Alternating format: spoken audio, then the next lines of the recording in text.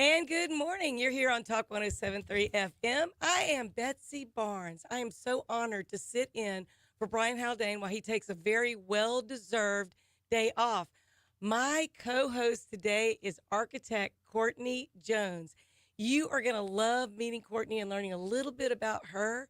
She's a New Orleans girl with Baton Rouge roots, and she is an incredible representative of the emerging professionals on a national level of all young architects. She is brilliant, and so are the guests that we're going to have for the next few hours. So I'm so glad you could be with me, Courtney. Yeah, I'm glad to be here, Betsy. Thank you so much for Yeah. letting me come into the studio. It's just an honor to be here. Well, we're here with John LaBeouf, the amazing John LaBeouf. Oh man. Yeah, I'm here. Yeah. Good morning, Good everybody. How's everyone morning. doing? Morning. Good morning. August 1st.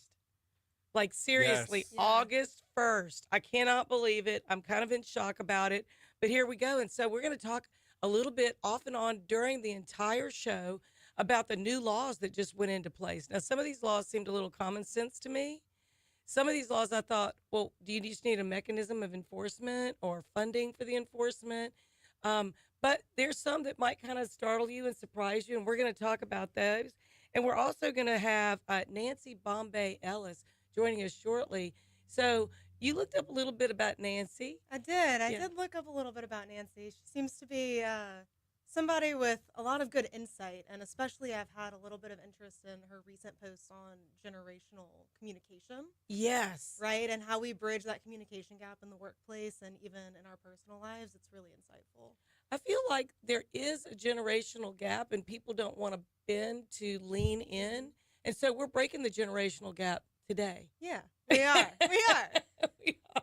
We're breaking it here in the studio, and maybe we can break it down a little bit later. With Yeah, Nancy, we can. too. I think it's just a good idea to be mindful of where people are coming from and kind of put yourself in their place.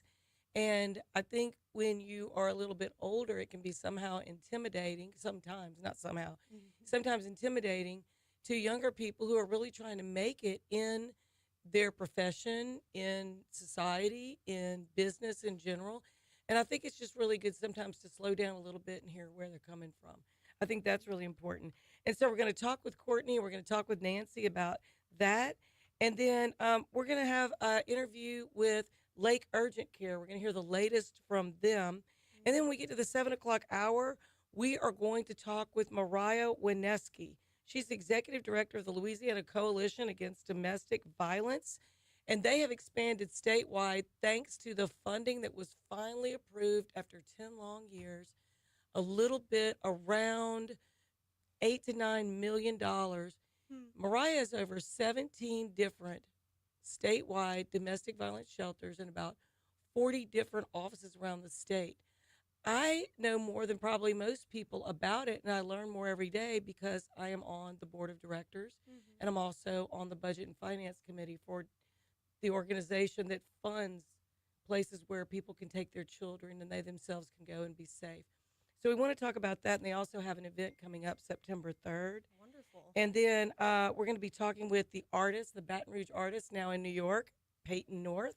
Mhm. And then we're going to talk with Mark Goodson on the Lakes Update. And that's just taking us through 7 o'clock, 8 o'clock. So we are looking forward to a very robust couple of hours of conversation. As a matter of fact, Nancy has just gotten here. Nancy Ellis Bombay. So we're going to be excited to let her in the door and have her come talk to us. And so, John, how much longer do we have till? Oh, 10 seconds. Well, we're going to just pause for a moment. We'll let Nancy in. We'll be right back. Hang with us. Talk 107.3 FM. Courtney Jones and Betsy Barnes. Good morning. Beautiful. Here we go. Okay. Yeah. Yeah, I know that's Oh, fine. okay. Because you said she was here, I'm like, the first break really, it's not too bad. Like, I can just stay. Okay. That sounds good.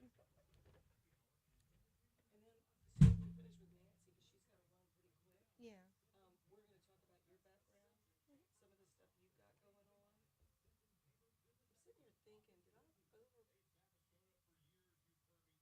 We'll figure it out.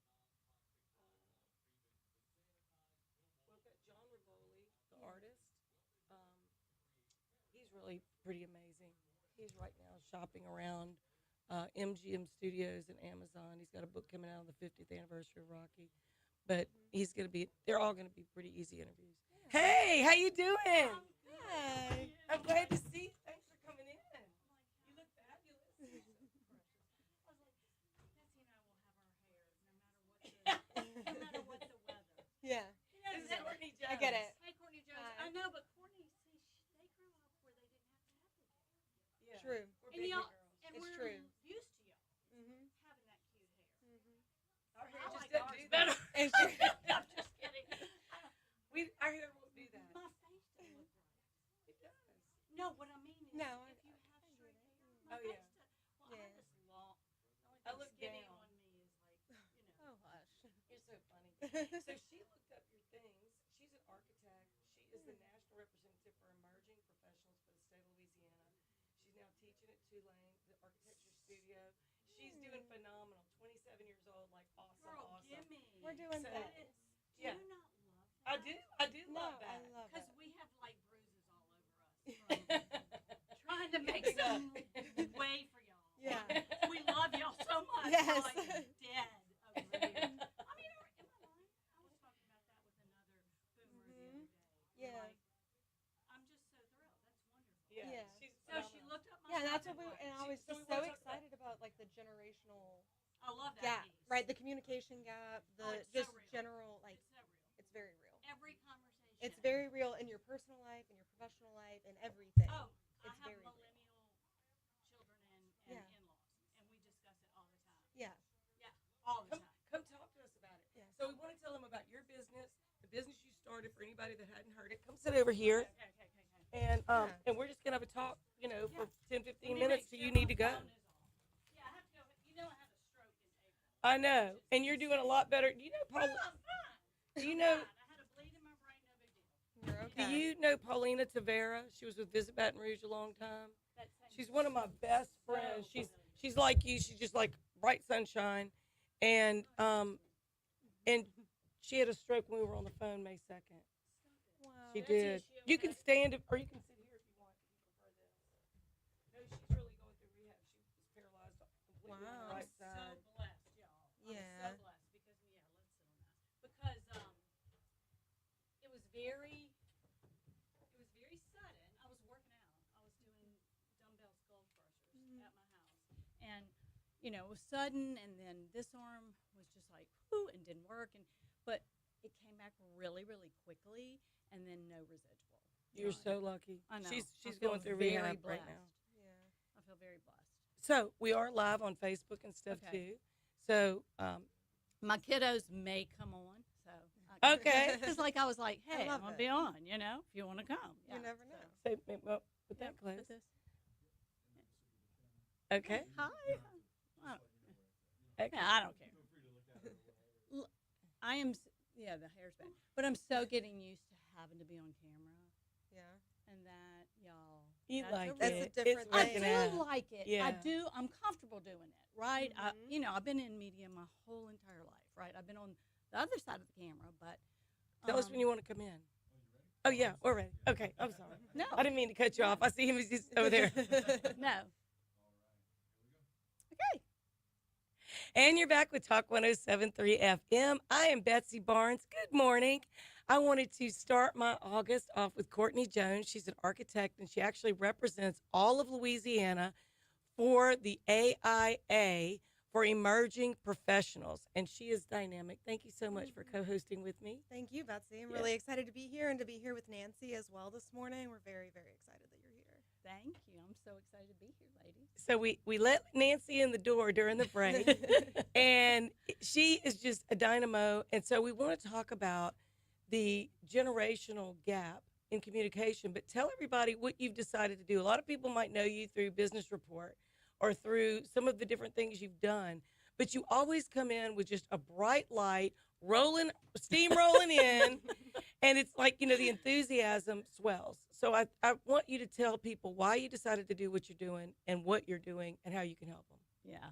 So my background is in media, like we were talking about, Been in television and print sales my whole career, right? Loved it. It was fabulous. It was very wonderful. BRZ, yes, 225 and Business Report. So, and even Cox. Mm-hmm. So, had a fabulous career and just grew up in business in Baton Rouge and came into business in the 80s. And Brian and I had a conversation about this. It was totally different. It just wasn't this way. And started really realizing not only the pain inside some of the workplaces that I was in, but every single business that I worked with, every advertiser, every CEO, every decision maker, every president of a company, everyone's in pain, right? They can't stabilize their workplace. They can't.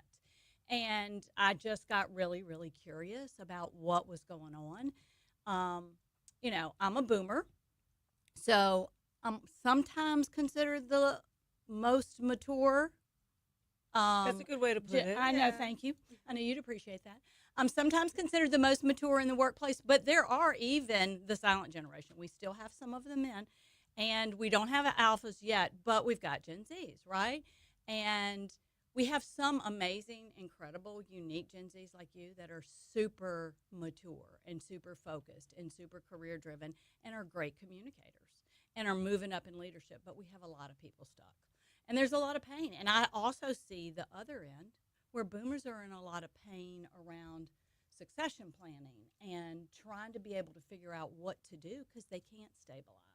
So I just started researching and really diving down deep. And I wanted to make a difference. I was like, I can't leave it like this. It's super broken. And I'm really big into communication, obviously. Mhm. And I think at the root of it all is that problem. And so I started doing a lot of research with Patrick Lencioni's work. I got certified.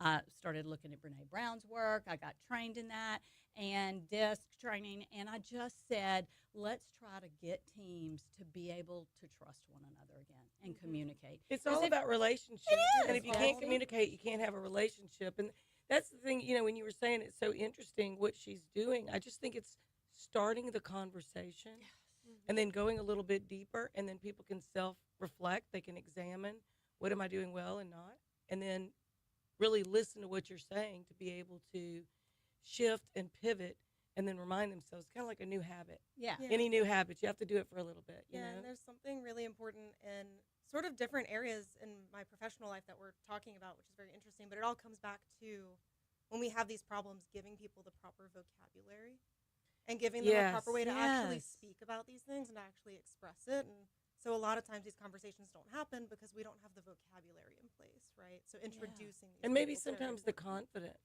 Yeah. on all ages, not the Mhm. confidence to begin the conversation. Like, hey, I think we're speaking a little different language. Our words might be different, but I think our intent's the same. What can we do to make that easier? Mhm.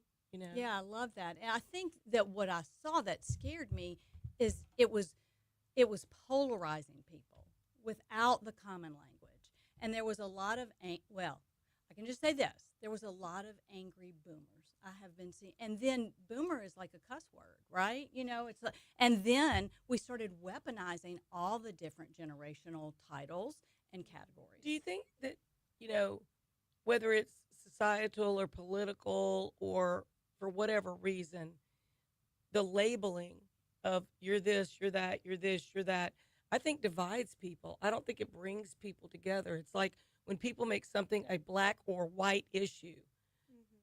there's so much gray and shades of gray. So even though we're boomers and there's not an intent ever on our part or hearts to not include someone in the conversation, to not want to hear what they have to say. But I do think that there is, for whatever reason, a negative connotation to boomers and a negative connotation when you go, oh, they're Gen Z, or oh, they're Millennials. millennials. That used to be the big cuss That used word. to be it. It Yeah. used to be the big cuss word. Now millennials and boomers are more aligned, right? And Gen X got lost in translation. They're a small generation, but they definitely got lost in the translation. But yes, I think those generalizations are what will really cause problems, right? Well, Nancy Bombay Ellis, we've got to take a break. Hang with us just a second. I know you've got another early appointment, but we'll be right back on Talk 107.3 FM. I'm Betsy Barnes here with Courtney Jones, sitting in for Brian Haldane. Did he Those have? are like the hard breaks. The 620, 650, 750, 850. Those are kind of the hard. He's not camping again. No, I think he's bringing his daughter to college. Oh, that's right. That's right. I That's love a him good so one. much. I love him He so is much. so sweet. I love Brian so much. Yeah, y'all, it's insane. It really, really is crazy. And I think that my perception is that we're making it the hardest. Do you know what I'm saying? But I'm not in your generation. So I don't know enough about how. I think a panel discussion open to the public, almost like a town hall, would be beneficial to people that are interested Yeah. in communicating better. It's about communication and building better relationships. Kind of like don't get caught in the gap. Something like Yeah. that might be, and even if you did it, kind of a simulcast or something where you did Facebook Live and you did in person, people have a choice. I like that. Because I can't always go to something, but I can listen. I've been in. doing LinkedIn Lives, right? But they've just been for Connect. But I really like that. I'm meeting with 2 other women today. We're talking about doing something for women in leadership, kind of trying to bring all the tribe, is what I like to call Yeah. it. Bring y'all in, bring everybody, because we know we have stuff to give y'all, and we just don't know exactly how to give it if there's Right. this divide, right? Right. So we want to help, but we don't want to, So I'm meeting with 2 other leaders to talk about something, but it was just female oriented. But I think that's a really great idea. And, I'd be happy to work with you on that or Okay, help I promote love it or that. something because I I love really that. think that that's important. I love that. Yeah, I love that. It is. There's a lot of issues, and you brought up succession plans. Like, there's a lot of companies that I know of where there just isn't one. They right? can't. Because there is this destabilization, and they can't get on even ground. They can't. And They so can't. now it's really unfortunate these companies are going away, right? Companies that have been here for hundreds of years, like. And there wasn't always the openness to talk about self-reflection and growth. There was no vulnerability in the workplace. But I think when people lived generationally in homes, multi-generation, the grandparents, the parents, the kids, all lived in the same house, there was less of a gap. Yeah. Everybody's so busy doing whatever they're doing, the phone. Yeah, the phone. Technology has really isolated, and but I do think that where was I going? I forgot. But anyway, yes, I do. I think we have a lot of work to do. And I know what I was going to say. Coaching. It was not common practice. But you don't expect elite athletes to operate in elite roles without having coaches. Yeah. Right. You don't. And I didn't even know the value of this arena until I started getting into it. Yeah. So how long can you stay? Do you need to go now, or do you? No, I got a few more minutes. You got a couple I have minutes? to be at Bluebonnet for 7. Okay. I can. It's 6:30:30. Oh, 6:30:30. For Six- ABC News. Okay. So we're going right into. You're rolling right into the news, right? Mm-hmm. Okay. It's just coming up. The breaks are at 30:30s. Yeah, and then that's ABC News, and then 10 minutes to the hour. The top of the hour is Fox Business Report. I probably can't stay till the 10-minute hour. Well, it's gonna automatically go to the national, Okay. whatever. But it's but yeah, next break is at 6:30. Okay, so isn't it 6:30 now? No, No, it's it's 6:24. Oh, okay. Oh, I'm looking at that clock, which is obviously not right. Oh, I'm looking at that. I'm like, that was my Looking at confusion. that already, I'm like, yeah. So tell me again where you are, which firm? I'm It's in New hers. Orleans, Oh. yeah, I have my own practice as of a year and a half ago, which is all very exciting and very new. I say connect with me on LinkedIn so we can definitely. I will. I love that. I will. Yeah, but I'm trying to be in a space. And we're back on Talk 107.3 FM, the morning show. I'm Betsy Barnes, sitting in for Brian Haldane with my co-host, architect and owner of Hue Architecture, Courtney Jones. We are talking with Nancy Bombay Ellis, and you might want to ask maybe a relative in your home to listen to this and then ask them what they think. Go wake them up and say, do we have a generational gap? Are we in the gap? Are we working through the gap? Are we part of the problem? Are we part of the problem? Is it me? Yeah. It's not you, it's me. Yeah. Yeah. But we're talking with Nancy Bombay Ellis about coaching people to be able to communicate a little bit better between the generations. And we were talking about succession plans for businesses, how they don't really have that. How do you feel like when you're talking to boomers? I mean, you're so easygoing, Courtney. Yes. You get along with everybody. You really, Mhm. truly do. And you're so pleasant and kind, very easy. But what are some of the things you think that boomers could do a little better to get to, Just like, to put me on the spot. no, but I mean, but it's an honest answer. It's an honest Yeah. question. Like, do you find that, you work in a predominantly male dominated industry? Yeah. We both do. Um, Sometimes men are wondering why are you approaching them to talk to them, especially if they're 50 plus. Yes. You're talking about business, you're networking. Women aren't always as open and friendly as they could be in the workplace. I think we've all experienced that. Mhm. How do you feel, working in a male dominated industry, that the generational gap has affected the way you approach or communicate with people? Or do you just ignore that there's a gap altogether?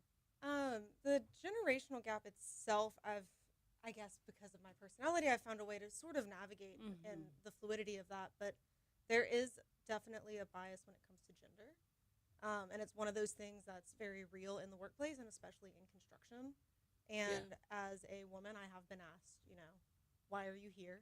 What do Right. you have to bring to the table? And fortunately, through the years, I've found some people that can work with you based on your merit and your knowledge. Your and resume your is stellar. credentials and your resume, right? And not focused on your outward appearance or your physical characteristics, which is really great. And the people that are focused on those things and don't want to talk to you, and I just kind of stay out of their way, and that's brought me a lot of peace over the years. I love that because I remember a long time ago when I first started in business and I was in pharmaceutical sales, and one of my bosses said, "You never have to call on anybody." He was like, "You never have to do business with anybody that makes you uncomfortable," because Betsy and I Yeah. can totally relate as women in Yeah. business, and especially in predominantly male-dominated fields. Which Back in seem the to be day, the only fields we ever go work I in. know. I know. Back in the day, media was. When I went to work Yeah. at Oh, Channel yeah. 2, I was one of 2 females Yeah. in the Mhm. sales department. So, yeah, it was really crazy. But you do find a way, and I think it's attitude, too, don't you think? Yeah, it's a lot of attitude. And like you said, whenever you came in, right, it's also a big thanks to women like you guys who have sort of blazed a trail for the people like us to come behind, right? And there are still difficult things in place that we're working through, but we definitely have a step forward thanks to people like y'all. Well, that's very kind Yes, of you to say it that. is. I want to share with y'all a little bit about Courtney's background. So, Courtney is from New Orleans, but her mom's from Baton Rouge. Mhm. So that means she's from Baton Rouge. She graduated from LSU at the top of her class, and she was a Henry Adams Medal winner as an LSU grad. Go, Courtney. That is amazing. Go Okay. Tigers. You were the youngest licensed architect at the end of 22, the youngest in the state. And that is a gauntlet to go through to get that designation. So you work for engineers, contractors, architects, and then all around New Orleans. And now you're beyond that. When you started your own company, Hue Architecture, you're now working with Rotolos on a national basis in all of their locations to expand their brand and to update those that were pre-existing, which is pretty darn phenomenal. Yeah, and it's been it's been really nice working with those guys. They're really just a fantastic group, and they're growing. And the services that I'm able to offer them are actually beyond architecture, which is one of those things that you don't really think of and you don't really dream of, but the opportunity comes and it's just fantastic. And you did this at 25. Yeah. Yeah. So you're Yeah. 27 now. So, 27 I now. mean, standing ovation. Yes. Thank You know, you. that's Yes. phenomenal. And so now you're teaching first year architecture students at Tulane Mhm. in the architecture studio since the Mhm. fall of last year. And then you've been invited back to review students' work at LSU. You're a certified registered architect in Texas, Arkansas, Colorado, North Carolina, and South Carolina. So nobody can say, hey, you don't have the cred. You've got the credentials for sure. You are a construction document technician. You have so many different things that you have done, and you work with both the City of New Orleans permitting office to help people with residential construction projects and others. get that. So you're speaking to people that are, it could be generational in that industry. It could be generational in government, and you're able to get permits through because you actually understand the process. Correct. God bless your heart. I know. I know, right? That's one of those things. The permits. Well, we've got to Permit. take a little break, and we're going to be right back. We're talking with Courtney Jones, my co-host this morning, and Nancy Bombay Ellis. Good morning, y'all. I can probably stay for about 10 or 15 more minutes. So. Okay. That is amazing. Oh, I mean, thank you. like- I mean, Are Are you you- using a pre-recorded Lake Edric one? Yes. We are? Okay, that'll be the next segment. are you Okay, so old? we're not coming back till, do we come back at all? Well, let's see. It says 6:50 here, but we take a break at 6:50. Okay. So we can take it on the back end. Let me see how long this is. 6 minutes?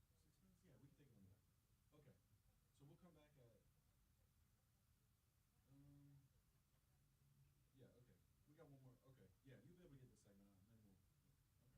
So what time will we come back, and what So time will, we'll come back at about 37. and then Okay. finish that at what time? Around 47. So yeah, we could do that. Yeah. I'm probably okay.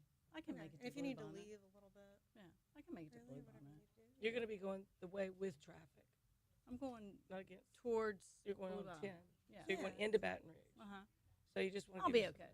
I'll be okay. You'll be okay. I'll Be coming in coast hot. into coming in hot to the neurologist. Hey, scan my brain real quick. You know. That's amazing though that you've Thank done you. those things Oh, that's not even all. and stepping out as an entrepreneur to begin with. Let Yes, me just say that. which also was never in the plan, but and here nobody we are. and nobody tells you no. exactly And it all the never things is. there are to do. No. Have you done the Women in Business? Are you part of WNBC or whatever it is? I'm not. I know, me neither. Okay. Yet I'm And like, contemplating should I it. be?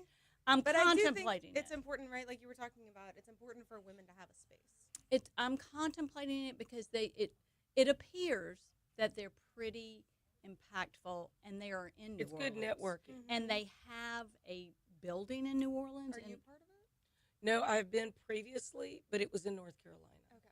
So I'm contemplating it. And I was Mhm. at the Nexus event and I was talking to, the gal that has Lemonade, Nanette Gray or something like that. I know who you're talking about. Yeah, I don't she's personally adorable know her. and she's really involved. I have a couple of people I know that are involved. One of Maybe the, we should just all go. yeah, Go work the room. Let's do yeah, it. yeah, yeah. I'm in because if it was in Baton Rouge, it would be a no-brainer. I would just totally go. Yeah. But I act like New Orleans is, It's not that I'm far. going to Africa in 3 weeks. I act like I'm going to Africa just to go to New Orleans. So, I'm in and out of New Orleans all the I time. know you I'm there are. more than here, I think. you have a lot of business. I sleep there, here. huh? I have a lot of business there. Yeah. I do. How's your boy? He is great. He is doing great. Last time I stalked you on Facebook, I saw great pictures. Yes, he's doing so good. Cute. Yeah, he's going to be on the show a little bit later. Oh, wow. He's got a new song out. He's doing an art show in October. He's not doing a show for this Fashion Week for Fashion for Ukraine. He is just he's in the creating mode. So right now he's creating, and then he spends time promoting, and then he creates more. Yeah. Yeah. That's So amazing. He's happy. Yeah. He came here for a week.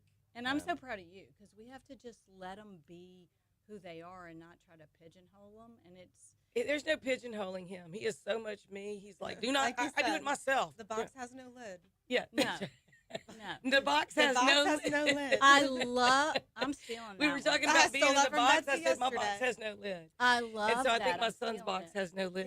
Yeah. Yeah, no, I'm stealing it too. Yeah, I love it. I used to Your say box has no lid. My box has no lid. I used to say I was a party in a box Yeah. because my kids said that one time. Because I'm a Enneagram 7 on the disc. I'm off go. the Take that. chart. I'm like there's You not should even take any. You know, You there's know. a quote that I saw, and I shared it with somebody. I think I need to post it. And I saved it. It's Alice in Wonderland, and I think it's the rabbit that says to Alice, "You're not as muchier as you used to be. I think you should be much more muchier." You know, I it's love something like that. that because sometimes people go, "You're too much. Like that's too much," and it's like, You know, Was there a limit? I could be much here. I could be muchier. I'm gonna be muchier. I talked to Barry about you. It's like I see you and Heather and Barry at all these different things. Three Yes. people that I love to death, you know. And he was like, "You ought to come join us." I was like, "I'm not single. I'm not coming join y'all. I'm at home in my pajamas, dude. Y'all well, have way too much we- energy at look, night for me." Christy Hike and some others, we just have great conversations, and love it's like that. political and a lot of other stuff. But I've really jumped into much more networking with women. Mhm. Lisa McKenzie and I started a podcast called "Darling, You're So Worth It," I know.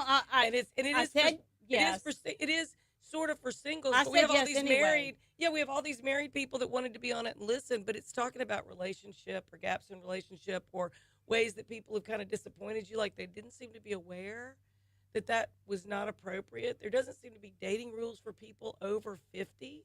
Like men do not date the same way I that can they come used on to. and give some hope for what happens when you kind of can get it to Yeah. work. Yes. You know, because dating online for a boomer is like I felt like I was picking out a purse.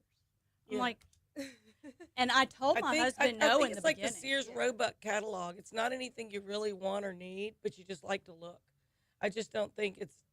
I mean, I know there's a lot of people that it seems to work for. I talk myself out of meeting somebody. I've met 2 people on dating apps. It was like a 1 to 2 date thing. Like, nope. We're It good. worked for me. It And wasn't. It wasn't anything. I mean, I just am not a dating app person. I I'm more of understand. a meet them through a I friend. understand. But then all my friends are like, I don't know anybody good enough. I don't like That- me either. the pool But is I'm- this big. The pool is this And big. then they come and they tell you about how their wife died or they're this or Yeah. you know, I hang just out don't with want to a be a counselor. I don't politician. want to be a mom. I've got a son. I don't want to be their mom. No. I just really would like a best friend companion. And I have several of those. We're just not dating. Yeah. You know what I mean? We're just not interested in each other.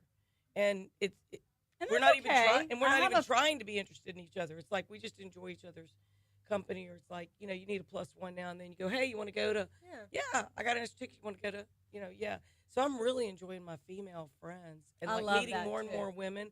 And the last time we took over the studio with 8 I women, saw. so we did the women's takeover, and John was such a good sport. He jumped right in there with. Well, and I will say this too, even as a boomer, like late marriage, right? So I've been married almost 5 years, right? And so this is my 3rd. And so, don't do it. And so just fine. Are you married? Yeah. Okay, just stay there. Yeah. That's the plan. Like just deal with it. And you know, so anyway. I was having a conversation yesterday with a guest who's a guy, and we were talking about that. I'm like, man, I've been married so long. Like, he's like, dude, just work it out. Whatever it is, like, just work it out. It's not worth what you pay No, attorneys. no. It's not. I'm single. Like, it's tough out here, man. Just whatever it is. I love this one so much, and this one and my first one get along really great, and we're all friends. And I love my first one, but I would not want to be married to him, right? Because that version of Nancy was not a good version of Nancy to Well, you make a hadn't life. fully grown. You Yeah, hadn't to fully- make a lifetime yeah. choice. You Yeah. know, I was a hot mess express. I was not. You like ready? this. I was not Messy. grounded. And good morning. We're back on Talk 107.3 FM. I am Betsy Otkin Barnes. I am here with Courtney Jones, my co-host today, and we are here with Nancy Bombay Ellis, and we're talking about communication gap, generational gap, and how do we fill that, and how do we, if you're younger and you're very well skilled and professional, or you're trying to develop, how do we get that dialogue going where everybody's comfortable talking to each other, and you put the age aside and you even put the gender aside, and you talk about the subject at hand? So you and I are in the construction business full time. You know, we don't have like, you know, we're not like Chuck in the truck with a hammer. You know, that's not what we do, but we work in the architectural community. Both Courtney and I are very involved with AIA, New Orleans, AIA, Louisiana, AIA, I think Baton Rouge. We're both members of the International Interior Design Association. We like people. We like to network. We like to talk about stuff and create stuff. And it's kind of hard to do in male-dominated industries or where there is such a generational, you know, you have the predominantly older men who've made it, Mm-hmm. and they're not always as open to share No, their they're projects and stuff. industry And if you're a secrets. blonde female, which all of us are, it's kind of like, hey, blondie, what do you think? You're gonna like jump in this business? You want to make some cookies? Yeah, you want to know? make some cookies, right? Yeah. So No. I guess that I would be interested in speaking about the generational gap and also just sort of passing down this wisdom, right? As I'm pouring into the people that are freshmen coming into college that are interested in getting into a male-dominated field, that are interested in working with people in different generations, right? So that's how this industry is structured. What advice do you have that maybe I can pass on to them and at least just great, start to, great question. That's a great question. acclimate them? Here's my advice to both ends of the spectrum. Come from curiosity. Mm. Come from curiosity. The assumptions, the generalizations, the folded arms, the I already know, Yeah. the unteachableness, the lack of openness, the lack of being curious. Assuming that you have been in the business forever and you've got it all figured out, I think you're cutting yourself off. You're selling yourself short. And from the end of the spectrum, when you're coming in, I think come from curiosity. Don't feel so insecure that you have to act like you've got it all figured out. Ask questions. I mean, the more we ask questions, the more we discover, right? Mm-hmm. And I think the other thing, that is one of my mantras, is come from curiosity. I'll tell anyone I'm coaching at any time in any situation, just come from curiosity. Everybody's different, And so it's one piece. And the other one is clear as kind. I mean, just be clear with how you're communicating. Don't be so insecure about what you're holding on to or what information that you have that you're not willing to share it. I think, just be willing to share and come from that space. So those are my two, you just got to do I that. like that kind is clear. I like both of those mantras, but kind is clear. And you're right, the folded arms, I read the body language. We've been to several different events together. We were just at one the other day, and it's kind of like there are people that come in and they are not interested in communicating. They're showing up to see something. They're not interested. And I was walking in from the car to the parking lot into the building where we were going to an event at Renegade Construction, which is phenomenal in New Orleans. Their new plant, They're phenomenal. fantastic. And I'm walking in with a guy. It's raining, and he's just got not a happy look on his face. And I'm like, hi, how are you doing? And he's like, good, And he walks in, and we're about the same age. So there wasn't really the age gap. But he wasn't interested in conversing. And he's like, where's the door? And I was like, I think it's right around here. Let's find it together. So I tried to engage him a couple of different times in conversation. He wasn't interested. And I literally was coming from a place of curiosity. I knew the company that he worked with. I knew some of the projects that our company had been involved with.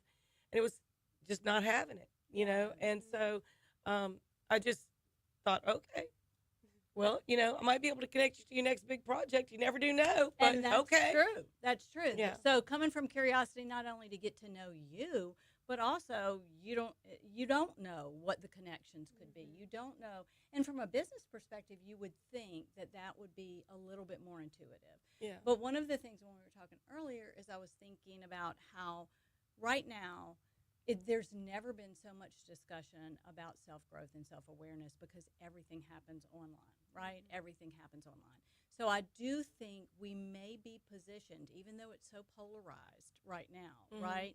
We may be positioned for true, fresh change. And if we can get everybody to the table, like we were talking offline, if we can get everybody to the table to start with like a light bulb, hey, you might not want to be best friends and hold hands and skip to the loo, but that could be somebody that ultimately can provide answers, service, opportunity, connections for you.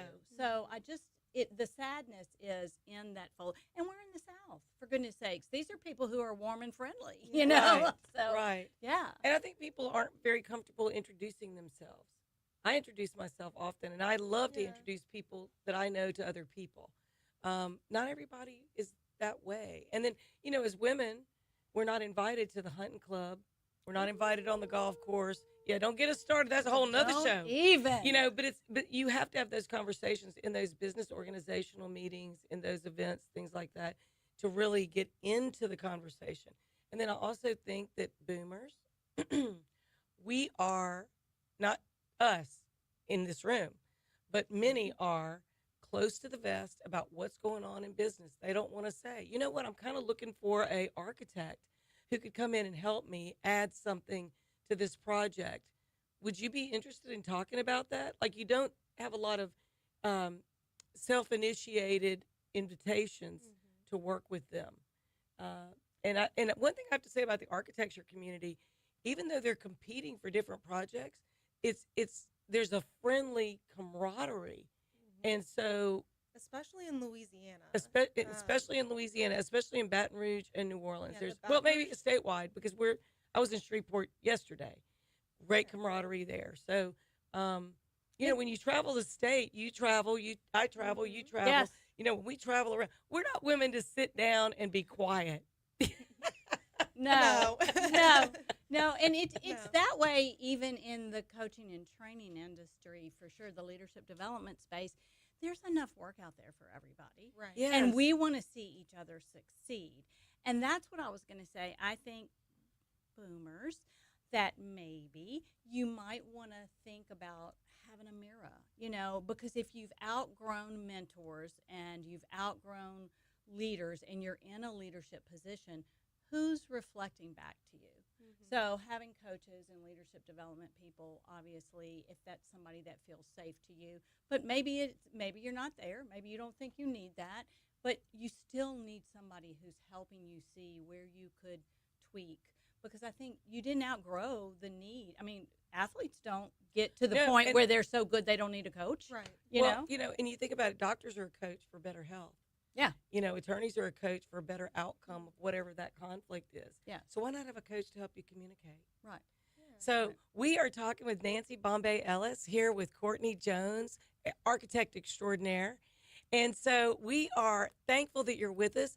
Hang tight. There's going to be an interview that we're going to have that Brian did before he took the day off. Thank you so much, Nancy, for being here. Thank you for sharing the morning, Courtney. And we're going to be right back in just a few minutes. So hang tight. Keep listening. Call a friend. Tell them to tune in. We're here on Talk 107.3 FM. It was so much fun. Oh, Okay, thank yes. you. Thank you so much. I want to continue the conversation. Yes, absolutely. Yes. Absolutely. Let's all Run. get together. I'll find you on LinkedIn. Yes. Yes. When you come to, I'm like, can you believe it? I know. I love her. Well, Thank you. I love you, and I love your brains and all the things, but I love that you stepped out and did it. It only took me 65 years. 65. Yeah. We're doing it. You go, girl. It was awesome. wonderful. So nice You're meeting you. adorable. Thank you so I'm a much. hugger. Be careful, Nancy. South Louisiana. Betsy, I'm honored. Yeah, let's talk later. Oh, what a delight. She is. Yes. That's really the cool thing about being able to sit in for Brian. Like, I love Yeah. interviewing people, and it's not like interview them, it's just getting to know them. And I love what turns on the light of why they do what they do. I love seeing that just spark light up. Yeah. Well, and like Really we do. said, it's relationships. It's relationships. It's not business. It's not getting the job. It's just relationships, right? Like, this is what's important. Yeah. Yeah, the connection. Because That's it. what's funny is people that I've done business with in my 20s and 30s ended up doing business again with me later. And we had all changed different companies, different roles, sometimes different industries. And we just had a good relationship then, but our life just took us in different directions. There was no reason we didn't continue.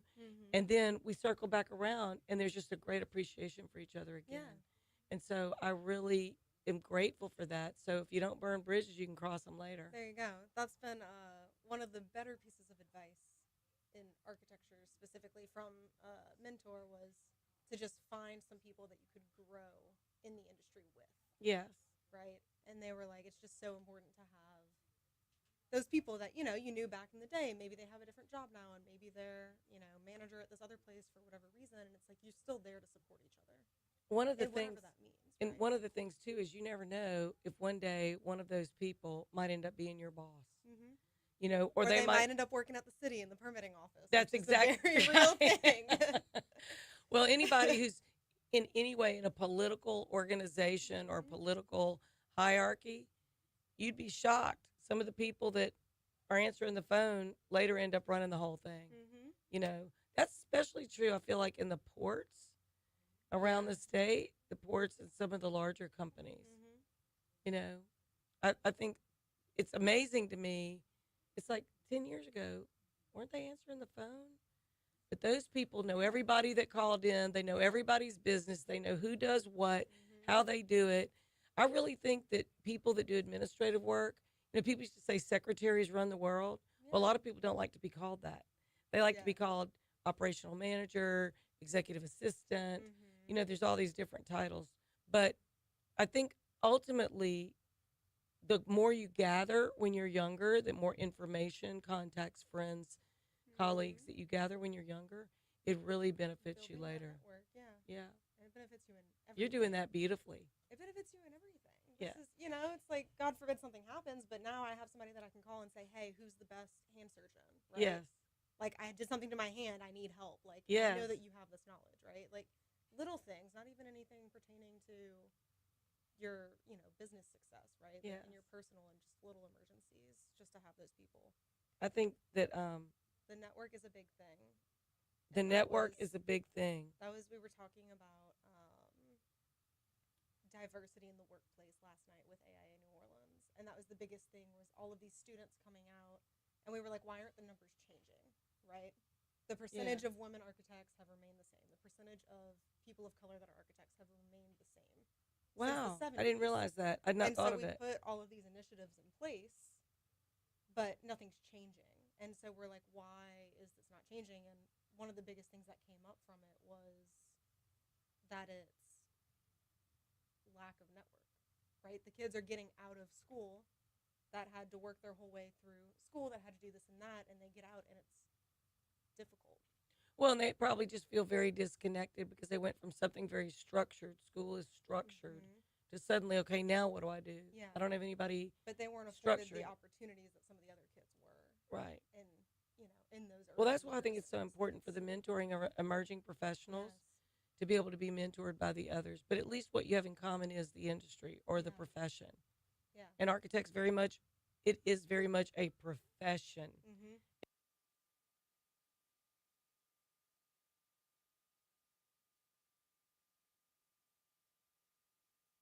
It is that time of year again. It is back to school time. And you know what? Lake Urgent Care is here to help in a number of different ways when it comes to back to school. And today we are talking with their director of marketing, Kyron Miner. Kyron, welcome back. How are you?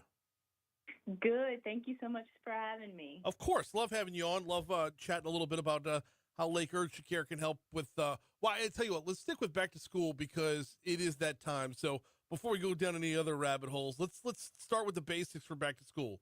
Tell me about some healthy steps that parents can be taking to get their kids ready for back to school.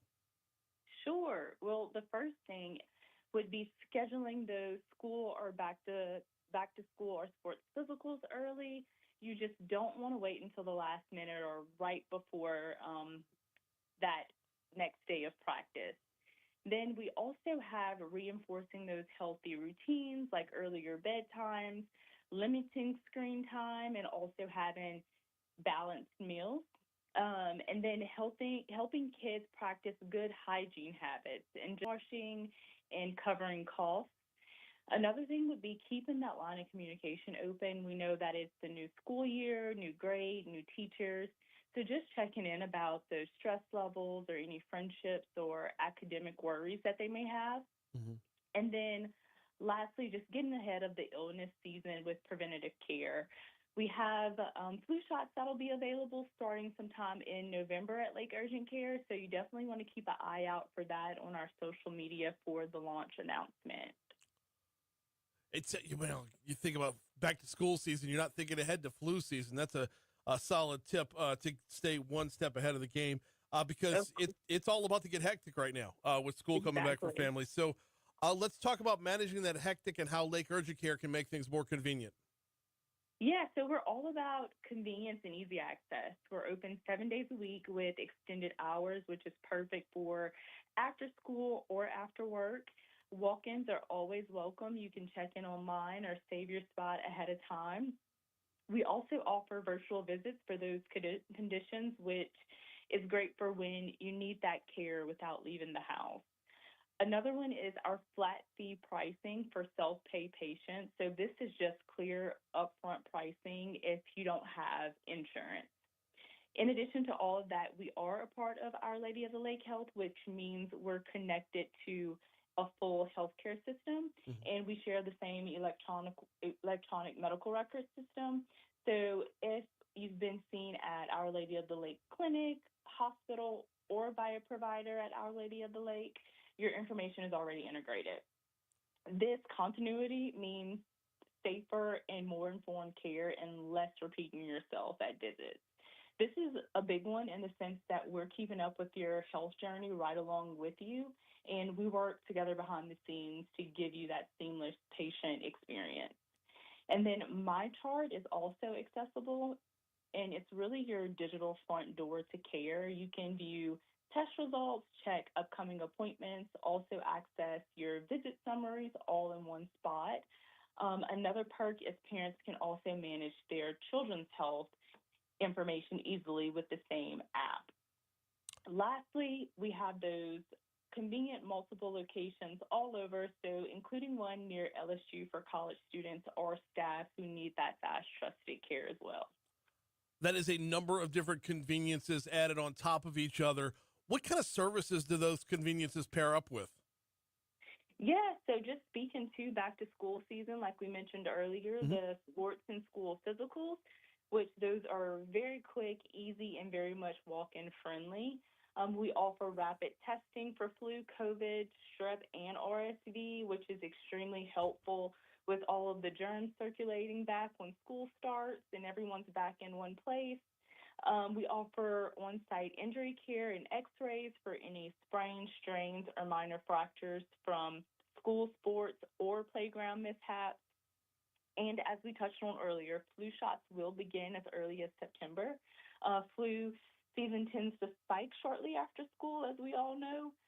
So be sure to follow us on social for that exact launch date in September. And we also offer just the common treatment for those common illnesses like ear infections, sore throats, fever, pink eye, and stomach bugs. I mean, already getting ahead of the game. So my mind is, back to school equates the physical for our kids because as soon as school's back in, all the registrations open up. Staying ahead of the game is going to be important as well. We got just a couple minutes left with Kyron Miner from Lake Urgent Care talking about back to school. And we think back to school, we think just the kids, the K through 12. Y'all are here for everybody. Absolutely, yes. So even college students near LSU, we have easy access when it comes to care when those campus clinics are closed. We also cater to the teachers and the staff, helping them stay well during the school year as well. We know things are busy and hectic. Parents, working adults, we know they can't afford to be down and out, and really just the whole community. We provide urgent care for everyday illnesses, minor injuries, and more. And then we also serve local employers with occupational health services, with physicals, drug screens, and injury treatment. Very cool stuff. Where can folks go if they want to learn more? Yeah, lakeurgentcare.com.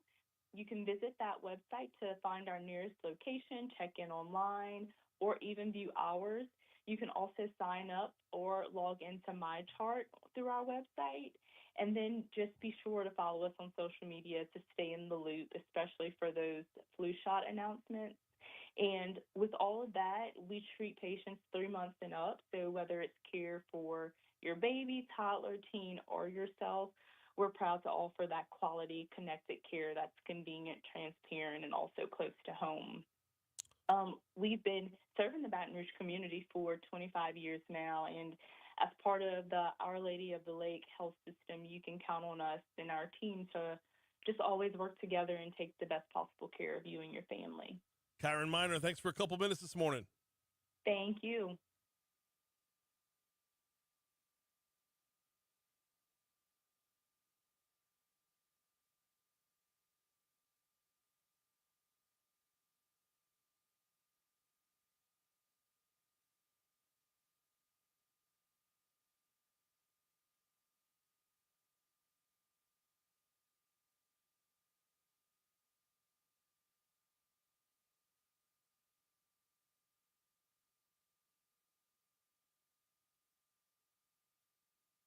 situation. Yeah. And so you have no choices if you have no resources, if you leave with the clothes on your back. And to me, it's just wrong to not help people in that situation. And so Mariah, having had a background of that as a child, um, went into this, and she's amazing. And so if you want to go with me September 3rd, there is a appreciation event for those that help it. September 3rd, it's at the Yeah. Renaissance here. Hello. Thank y'all so much for tuning in. We appreciate you watching. Hey, Talk 1073 FM needs a new tagline. It used to be the new flavor of talk, but that's not new anymore. So it's been dropped. So we're talking with Brian. I've been talking with Brian yesterday about we need to come up with a new Talk 1073 FM slogan. Yeah. So I came up with a few ideas. You know, I think we need to have people like go on the Facebook feed and put in what do you think the new slogan for Talk 1073 FM is? You know, not all chatter, just the truth. Talk 1073 FM. You know, something like that. Rising above the noise, Talk 1073 FM. Capital connections with a Bayou beat. You know, something. We got to have something because it seems like it's missing something. I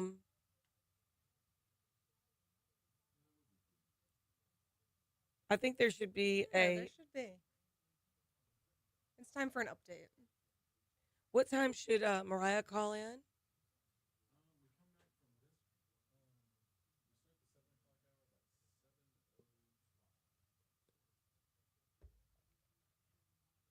I'm going to call in at 7:04.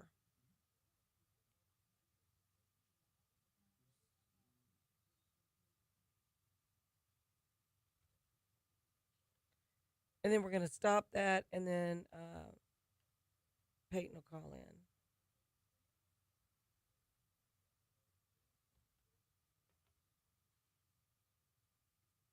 So what are the breaks after that interview? Okay.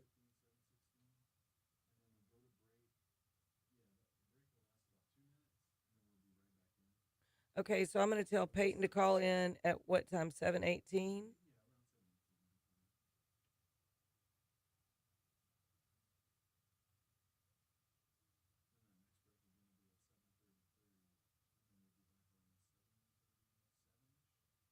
Okay.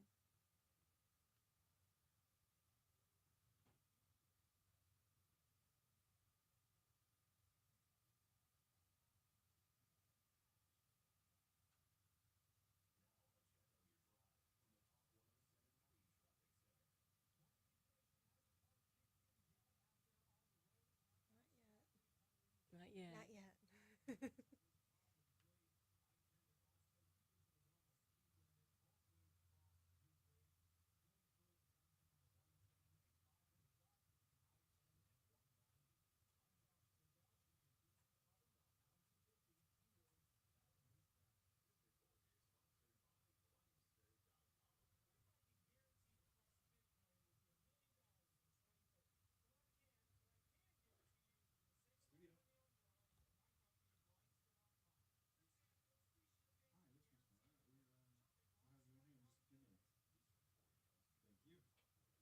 And we can hear her over.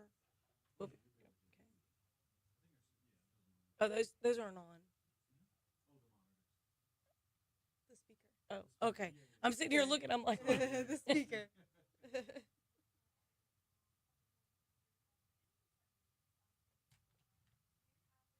lot of the money comes through DCFS, but each of these centers also has an executive director, and they have to fundraise also. Yeah. Because even with the extra $8 to $9 million, it's still not enough. But they've been able to expand. They've been able to expand the offices, the services, rapid housing.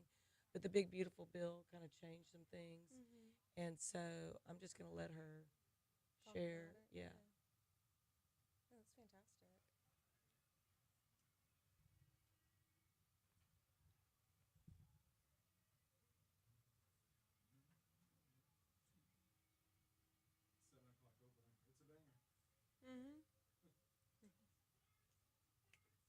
Oh, and I guess we'll pull up Peyton's music for next.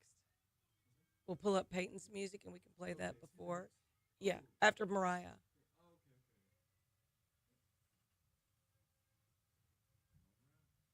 We got it. Okay. And good morning. You are here with Talk 1073 FM. We are so grateful that you tuned in. I am here with Courtney Jones, architect, owner of Hue Architecture. How you doing? I'm doing all right, Betsy. How are you? I'm doing great. I'm so glad that you could be here because you are a great representative not only of the architecture community but the emerging professionals Mm-hmm. for our state on a national level with AIA. So you are certainly an overachiever, and we really do appreciate that. Thank you. I appreciate you having me on and putting up with my thoughts and shenanigans this Oh, morning as well. I but love your thoughts and yeah, shenanigans. I love it.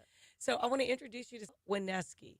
Mariah Wineski is the executive director of the Louisiana Coalition Against Domestic Violence. How you doing, Mariah? I am great. How are you doing? Good. Thank you so much for taking a few minutes early this morning to share with everyone the great work that you are leading to help change the culture and the options available for people, not just women, but people and men, women, children who are facing a situation of domestic violence. Thank you so much for the work that you do. Oh, absolutely. It's my honor to be able to do it, and just really pleased to be able to talk a little bit about what we do at the Louisiana Coalition Against Domestic Violence. Yeah. So, Mariah, one of the things that I've always been so impressed with you is your lobbying ability. And a year or so ago, you were able to increase the budget that was provided by the state to expand services. So, you know, we've got about, 10 minutes or so. I know that's not nearly long enough, but could you tell everybody the situation before and then the fantastic expansion that has been able to be in the middle of occurring through your office?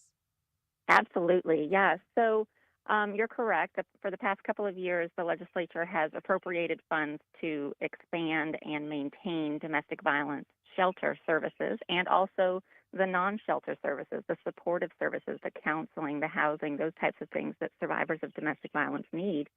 And this investment, we pushed really hard for it. It was a huge lobbying effort, and it came after Louisiana consistently leading the nation in the rate of domestic violence homicides. For 20 years, we were leading the nation. Our rate of homicides was nearly twice the national average.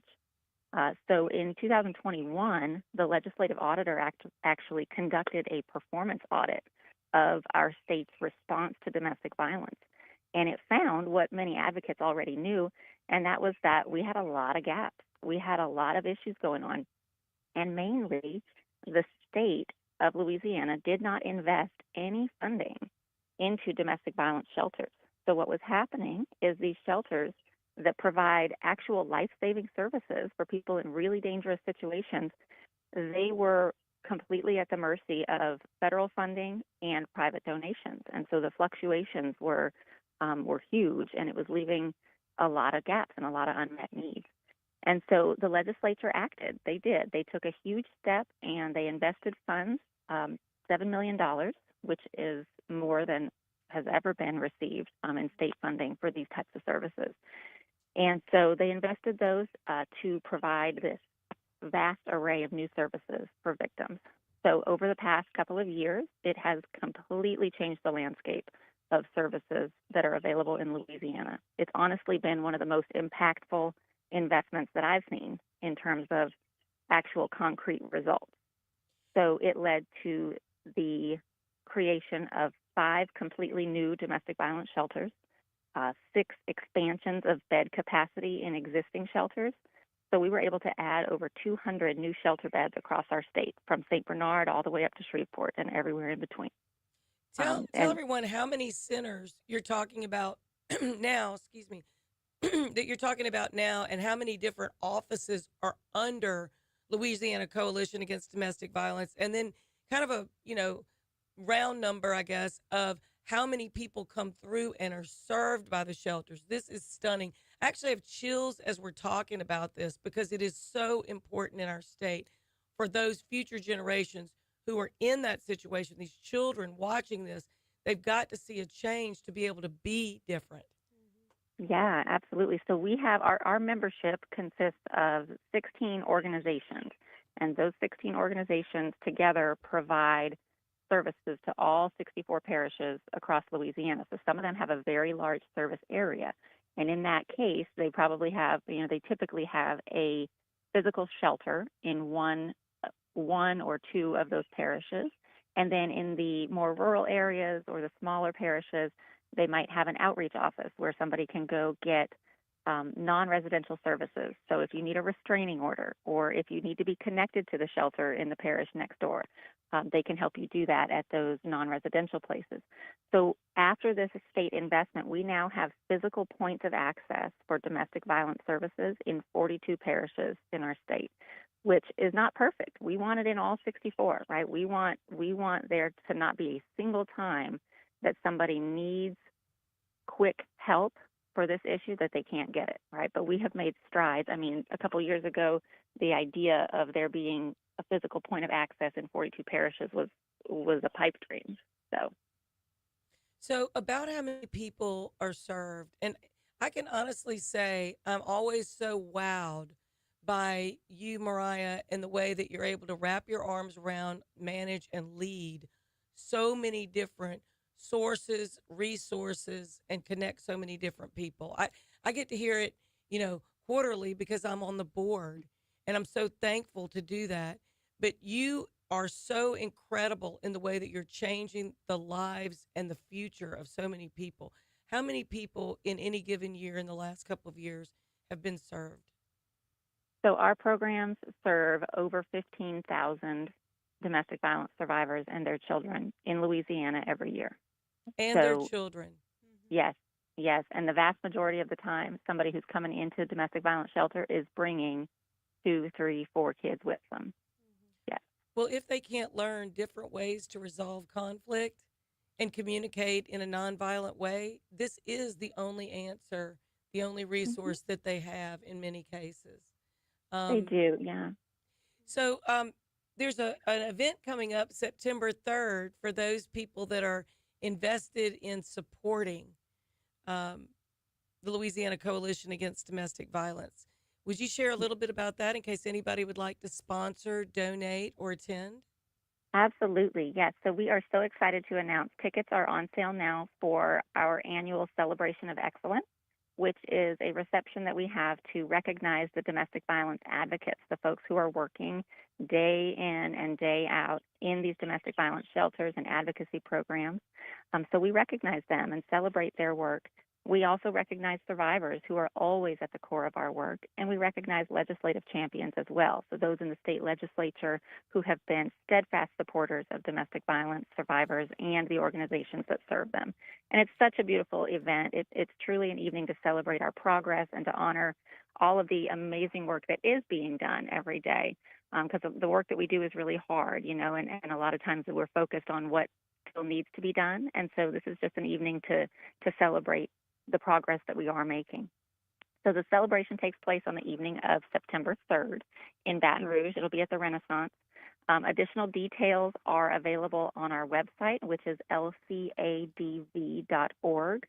We also have opportunities to sponsor this event, as you mentioned. So if an individual or a business would like to play a role in supporting and recognizing the advocates who work so hard to support survivors of domestic violence, there are opportunities to do that.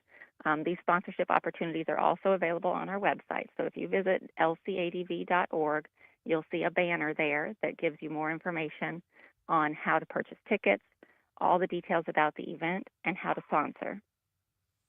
Well, thank you so much for everything that you're doing. It is kind of a miracle that you're able to coordinate all of these things, but it's a lot of people investing in the future of Louisiana. I believe that that's truly so important for children, and we need to change our culture.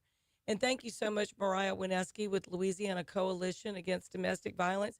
I will be at the event September 3rd. Courtney is going to come with me. I will be at the event. Yes. And so we want to get some other sponsors. So please, If you yourself have been through a domestic violence situation, or as a child you were not in control of that situation or that home environment, please give to this organization so they can help others, so they can overcome this perhaps in the most positive way.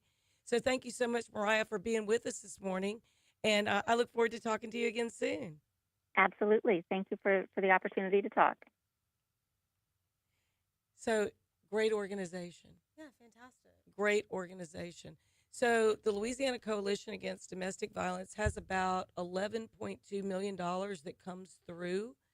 I don't think anybody doesn't know someone that has been in a really bad dating or marriage situation, that's been in a potentially very abusive situation.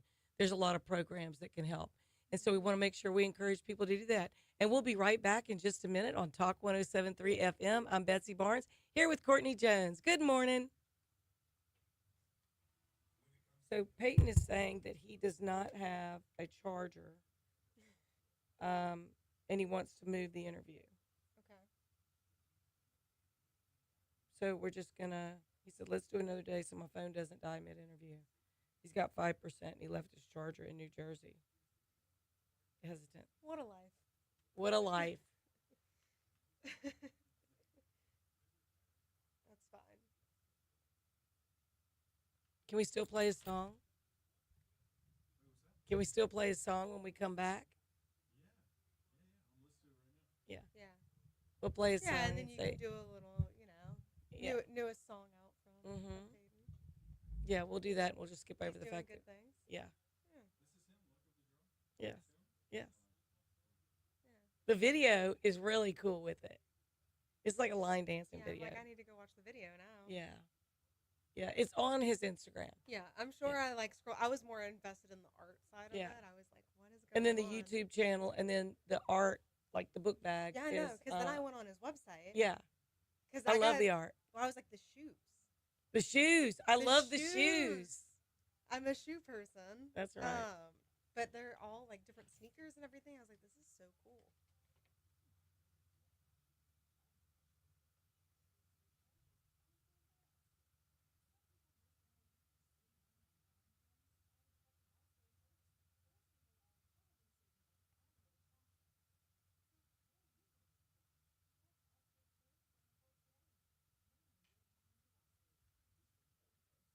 Yeah, no, I'm excited for this event in September. There are some Putting really it good down, events like, coming that's up. really fantastic. It's phenomenal what they do. I'm so proud to serve on that board. Are they based in Baton Rouge? Yes. Yeah. Yeah. She lives on the North Shore, but she comes in. Their office is bigger than you would believe.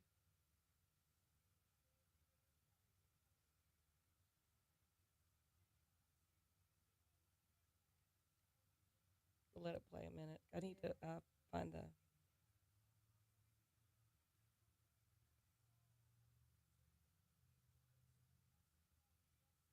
When is the gentleman with the lakes update calling in?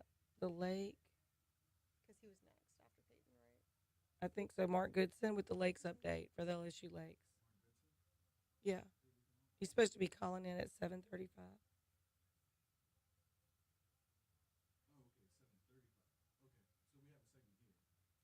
Yeah, we're just gonna visit.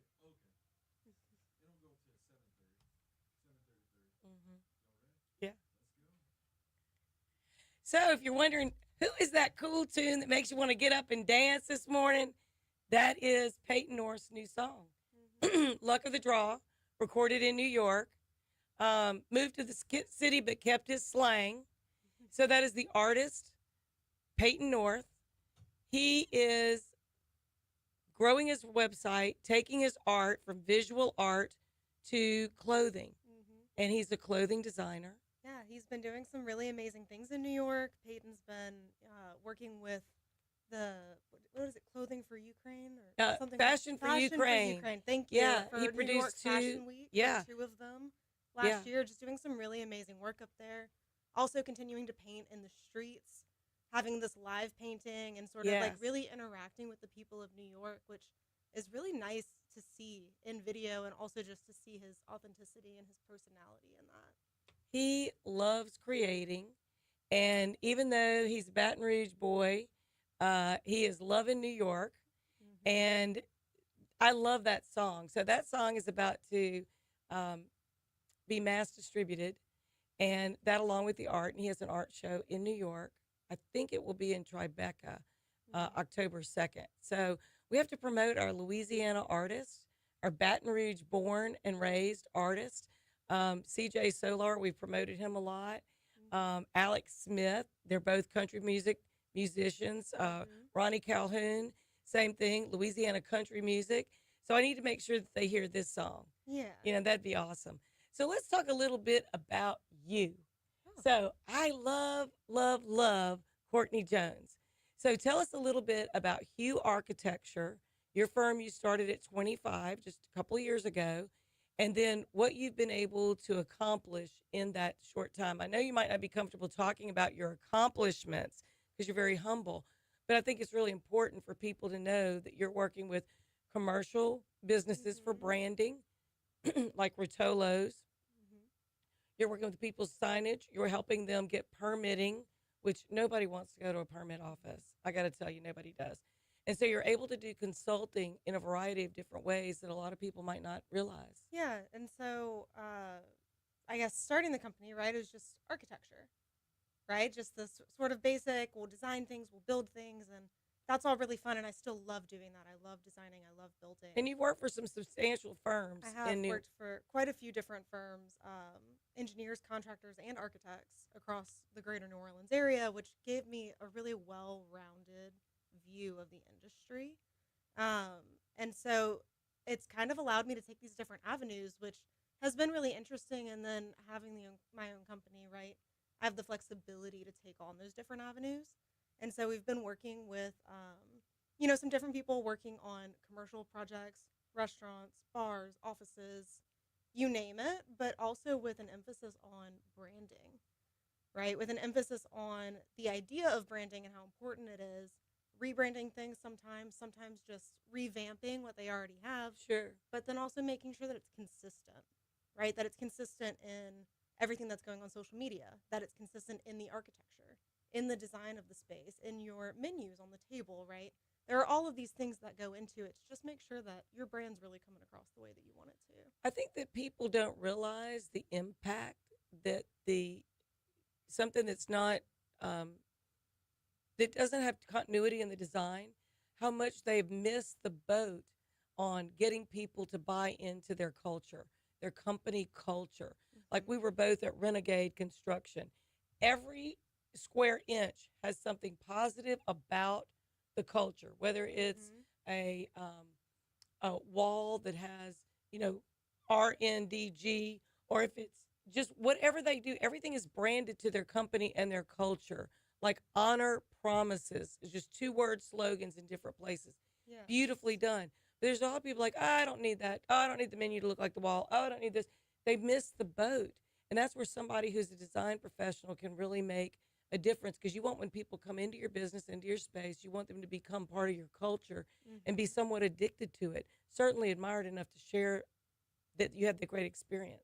Sure, yeah, and it's been, it's one of those things that you don't really think about until after the fact. And so it's really, really important for people to just sort of put it to the forefront of their mind, especially when you're talking about a business that's growing, or that you're looking to hire, or you're looking to even cultivate a different culture, to shift the culture in your workspace, right? These things are really important. But it's also wonderful if you can get the designer on board early on. So they're then invested, right? They're invested in your business. Save the money by starting early. Yes, and they're invested in your business just as much as you are. They're invested in your brand just as much as you are. And so, they come up with all of these weird ideas that might not have come along if you bring them in on the back end, right? And so it's been really fantastic. And then working with the city and helping homeowners. So the other side of the company is that we do a lot of residential work, a lot of historic renovations in New Orleans, which is really what a challenge. Why don't you pick something easy to do? You don't pick anything easy. Nothing easy. We like having fun, and we like puzzles, right? Yes. And we love the difficult projects, and historic renovations in New Orleans are just unmatched. They're just beautiful. They and are. just fantastic projects, but they are a pain in the butt to permit. And so we've been able to help quite a few homeowners, sort of get through that hurdle of permitting and actually renovate their home in a way that honors the history of it, but also fits their modern needs, right? And so it's this very delicate balance of space planning and design and historic preservation and modern amenities, and how do those go together? And then how do you find those pieces and parts to put together? So that's on you Yeah. too. Yeah, and that's a lot. And, I have a couple of people that I can reach out to and ask for tips and tricks, but a lot of it is just late night internet research Yes. and then phone calls the next morning. Yes. And then, maybe even looking at auctions, maybe looking at, Yes, we go to estate sales regularly and auctions regularly, and there's a couple of different, like Merchant House in New Orleans, fantastic store, and they have, a lot of these antiques that they've collected throughout the years. And so there's a couple of key stores that we'll go to, and a few in Mississippi as well that we'll make the trip for if they have something. one of the things that I'm really interested in learning more about is artists and commissioning them to do large scale graphics. Mm-hmm. So I work full time for a company called Avalone Architectural Specialties. I represent a global manufacturer by the name of Construction Specialties. They have a product, they invented wall protection, not wall covering, and they do graphics. But I can also connect people with graphics that are vinyl or something like that. Mm-hmm. I'm very interested in the artists that are being commissioned through interior designers Mm-hmm. and being able to use that for hotels, commercial spaces, and other things like that, because those are projects that both of us are involved in that community, in that built community. I am very fascinated with all the different ways people can connect with the surfaces and the interiors. Like, for example, the late Joe Yeager's, uh, many of his art pieces and sculptures and other things are being auctioned in New Orleans August 15th to 17th. If you're a collector of everything from huge transformer um, statues to political memorabilia to other things, it's a great auction. But there's some very unique things that come through New Orleans that people don't get in other places. Yeah, and there's a very rich culture in local art in New Orleans and even Baton Rouge. Yes. Sort of just this larger southern Louisiana that I've really come across, and it's craftsmen and it's artists. Yes. So the 3D art, the 2D art, the visual arts, the performances, like it's very alive and well, and it's really refreshing to see, and it's really nice to connect with those people. So we do a lot of work through there are different like art dealers, right? And there's one person that sort of connects them all. So I'll reach out to her and say, hey, this is kind of what I'm looking for, Yeah. right? This is kind of the vibe. This is kind of this. And she'll tell me, oh, reach out to these 3 people, see if they're interested. And then we just sort of go from there. And they can either be, painted on, which is fine, but for durability and buildings in Louisiana and needs the to be weather that we something that's have, right? Printed onto It that, needs or to be yeah. protected, right? So it needs to be sealed or it needs to be printed. And so that's where, companies like Construction Specialties come in and really Yeah. help us out with this really fantastic idea that we have, but we don't want it to fade away in 5 years. Right. Well, you can't afford to, Right. because, and also low maintenance. So you're finding those things like real wood looks great, but real wood is not going to make it Right. long term, depending on the finish of that in an area that has a lot of traffic going through it, or people that might be damaging that for whatever reason. Mm-hmm. But I think you're so resourceful. Courtney, you're very, very resourceful in trying to connect other people with what they need, not trying to sell them on something that really, it might be easier for you, but it's not exactly their vision, Mm-hmm. and being able to find what they need for their vision. I think that's not an easy task. Yeah, and there's plenty of people out here that are doing great work, right? And there's plenty of people and opportunity. And so if something is just not a good fit, you just connect them with the person that is. The artist and the craftsman Mm-hmm. are great at what they do, They're but they're not fantastic. always great at sharing it. They're so busy creating that they're not able to really share it where everybody can find them pretty easily. So those connections are just invaluable. Yeah, You've that's the gotta first have 'em. thing. When I walk into anybody's home, I say, who did that? Yes. Who did Right? that? Who did that? Yes. And I'll reach out to them. I'll put them in my little book of contacts, right? And so it's That just, book's getting pretty thick. it's getting pretty thick. I might need another book. We might need to digitize it. So we're gonna be talking about an update on the LSU Lakes in a moment. But how do you feel? Teaching architecture studio to Tulane students. I It's mean, so they're coming fulfilling. in from all over the country, maybe all over the world, kind of green.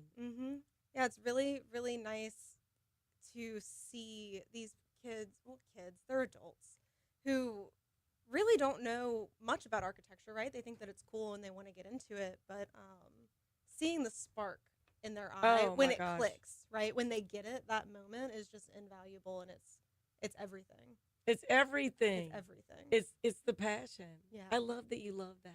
Yeah. Yep.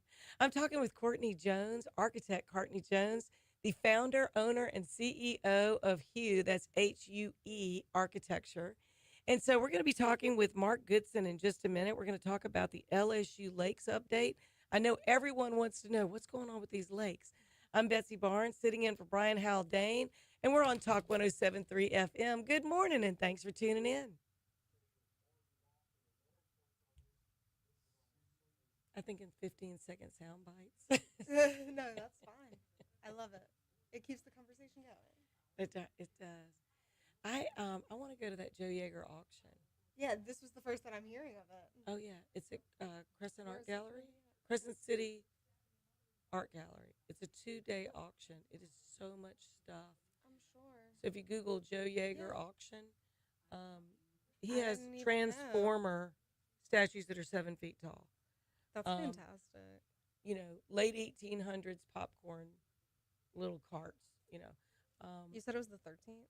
At 15th and 16th in New Orleans. Yeah. I'm there. Phenomenal amount Even of if stuff. it's just to see it, right? Just to witness and experience a collection like that. It's huge. Yeah. 2 days.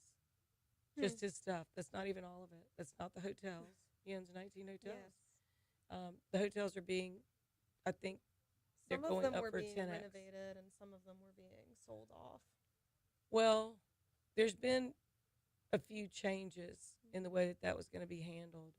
So I think those are going to end up going to a 10x auction as well. Yeah. Like the 5 properties on St. Charles that are just now up for sale, they only want $10 million for them. 10 million's nothing for that kind of square No. footage On on St. Charles. I mean, it's like, Yeah. an acre. But it's hotel space, living space, mixed use, retail, street frontage. That one is $10 million. And I would love to see Wow. somebody local do it. Yeah. But I think new money coming into New Orleans would be a good thing. And right now that's it pretty would be, and stagnant. at that price point, Yeah. we might start to see some people investing back into our local economy, which would be I think the as long change as in they leadership. do good. Yeah, I think when there's a different mayor, and there's some changes in that leadership and kind of a house cleaning, then when you do that in the city government, there'll be a lot of hope. And I think there's just so much negative around New Orleans and crime, There is. and But as I shared with you, right, our crime rates are down. the crime rates are The down. crime rates are down significantly this year. I think because a lot which of is a people very big left. Like we were deal. talking about, I think it's a lot of people left. Yeah. That's what it is. It's per capita. They measure it per capita. So, I hope, but I love to go to New Orleans. I love New Orleans. But, It is my I go, home. and I don't always care for the traffic, but I've learned great places to park. Yeah. And then I just Uber. I don't love paying for parking. That is my biggest woe. $32 for an hour if you're at One Canal Yes. Place. It's stupid. Yes. But we're stupid to park there. You can go valet at the Four Seasons for less money. You can. Yes. Yes, I know that. And the valets are very nice. The valets are very nice. Yeah, and if you give them a $20 bill, they'll park your car right there, right by the entrance. There you go. So, yeah, and then, you don't really pay for parking. But yeah. then again, I'm nice to everybody. So I'm clear communicating. What is it? Clear as Clear as kindness. Yeah. Hey, I'm not going to be long. Can you hold my car out Yeah. here? Clear as kind. I enjoy it back and forth. So what time is Mark Goodson calling in? 7, John? Mark Goodson's calling in at 7:35? Okay. It's 7:35 now.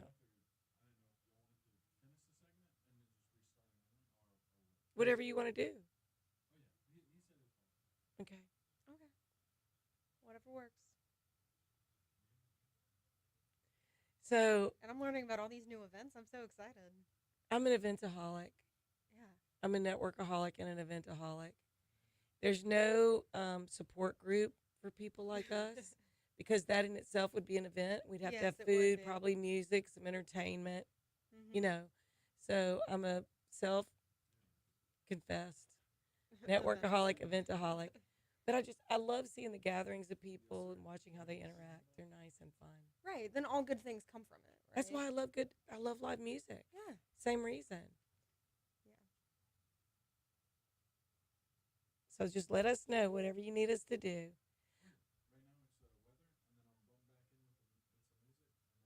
Do I have time to run to the restroom?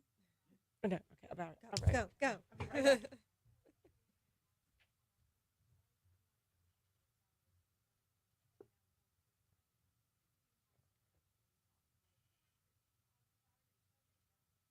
Was that rain today? Great.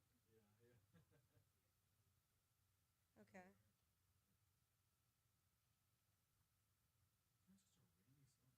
It has been.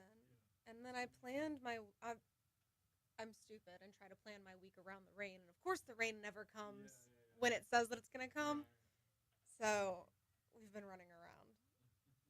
But it's okay.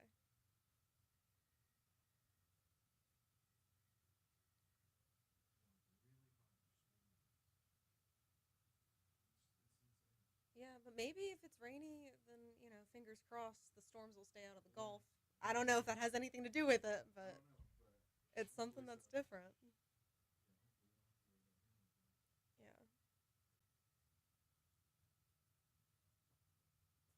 I know they planned for Hurricane Katrina's 20-year anniversary.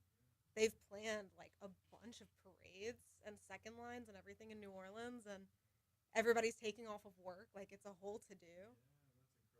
But I'm hoping and praying that we don't get stormed out because it's also just a very historically active time. But I hope not, because I think it'll be a really good celebration for everybody. You want a minute? Okay. Yeah, I'm still sipping. Still sipping? Still sipping. We are. And you're back on Talk 107.3 FM. Good morning. It is August 1st. I cannot believe August 1st. I am here with Courtney Jones, owner of Hue Architecture and the representative for Louisiana for emerging professionals as architects. And you just do a phenomenal job doing that. Thank you for being with me and getting up early. And Yeah, thank you for having me. Yeah, the so- drive wasn't too bad. no, the drive wasn't too bad. Hopefully it wasn't too bad No, with the of course rain not. and all. And we're here with the extraordinary producer, John LaBeouf. Hello, hello. We're It's been going a- great so far. Yeah. Yeah, we appreciate you joining us this morning so we can start our August off right. And so we're going to be talking with Mark Goodson about the LSU Lake update. So who doesn't want to know what's going on with the lakes? Nobody. So let's bring in Mark and then have a little conversation so he can let us know, because I'm looking forward to the completion of this project. We still have a little more time to go. Good morning, Mark. How are you? Good morning. Doing well. Thanks for having me on. Thank you so much for being our guest, because we just love the lakes and we want to know what's going on, and let us know kind of where we are and what we can look forward to. Sure, I'll be happy to. One of the great things about this project is it seems like everybody cares about the lakes. So I get asked about it all the time, and I'm always glad to provide an update. Where we are with the project is we have, for a number of different reasons, broken the project up into multiple phases. Phase one of the project included dredging City Park Lake, which is the northernmost lake, the one that you drive across on I-10, as well as Lake Erie, which is a smaller lake just to the east of City Park Lake. The dredging for those two lakes are complete, and now we with some of the material that was dredged from those lakes, we placed it on the shoreline to create additional living shorelines, and now we're in the process of landscaping those shorelines. So if you've driven around the lakes or crossed City Park Lake on I-10, you may have noticed the shoreline starting to really look nice and clean as they prepare them. They're starting to plant those shorelines now. Also in phase one is improvements to May Street between Dalrymple and East Lakeshore. We're cutting a channel to connect City Park Lake, the one I just mentioned, to University Lake. That's the big one that's adjacent to LSU's campus, and that'll be spanned by a new bridge. And so people will be able to paddle back and forth between those two lakes. And the lakes are connected hydraulically, which has some advantages for water quality and flood risk reduction. And we're realigning May Street there. If you've ever tried to walk or run or bike around the lakes, at those two intersections with May Street, it's a little bit funky and can be dangerous for pedestrians and cyclists. So we're realigning it to help improve the safety of those two intersections. That's under construction now, and that's scheduled to be completed about a year from now, September of 2026. Phase two is also underway. Phase two is actually split into Phase 2A and Phase 2B. Phase 2A included dredging the northern half of University Lake. Again, that's the large one there adjacent to LSU's campus, as well as College Lake. That's a smaller lake to the west of University Lake. The dredging for College Lake is complete, and now we're beginning to landscape the new shoreline that was created there. The dredging on the northern half of University Lake is still ongoing. It should be finished by the end of this year. And Phase 2B is dredging the southern half of that same lake. That's underway also, and likewise will be finished by or around the end of this year. And as that gets completed, we'll start landscaping the shoreline of University Lake as well. So there's a lot of stuff underway. All in all, it's scheduled to be done by the end of next year. So the end of 2026, we'll have 5 lakes dredged, shorelines landscaped, and a new May Street with a really cool new bridge that spans the new channel between the two lakes. I personally cannot wait to see all of these great changes. And I really didn't realize there was a bridge that was going to be going over May Street. When is May Street going to open? Is it not going to be until the bridge is completed? That's correct. So it'll be open around September of next year. So that might affect LSU traffic. People need to know that that is right now closed. Absolutely. Yep, that's right. It's closed. We're also, a lot of people, again, like to, jog and walk and bike around the lakes. And they also need to be aware that May Street is closed. We're doing our best to try to accommodate pedestrians around the construction, but May Street itself is closed. So it's not part of the loop if you like to walk or run around the lakes. So people could maybe reconfigure where they walk. Exactly. Or where they bike. And so taking into account that May Street is going to be closed, there's still a lot of other lake areas. And I really do like the additional land that's been created through the dredging.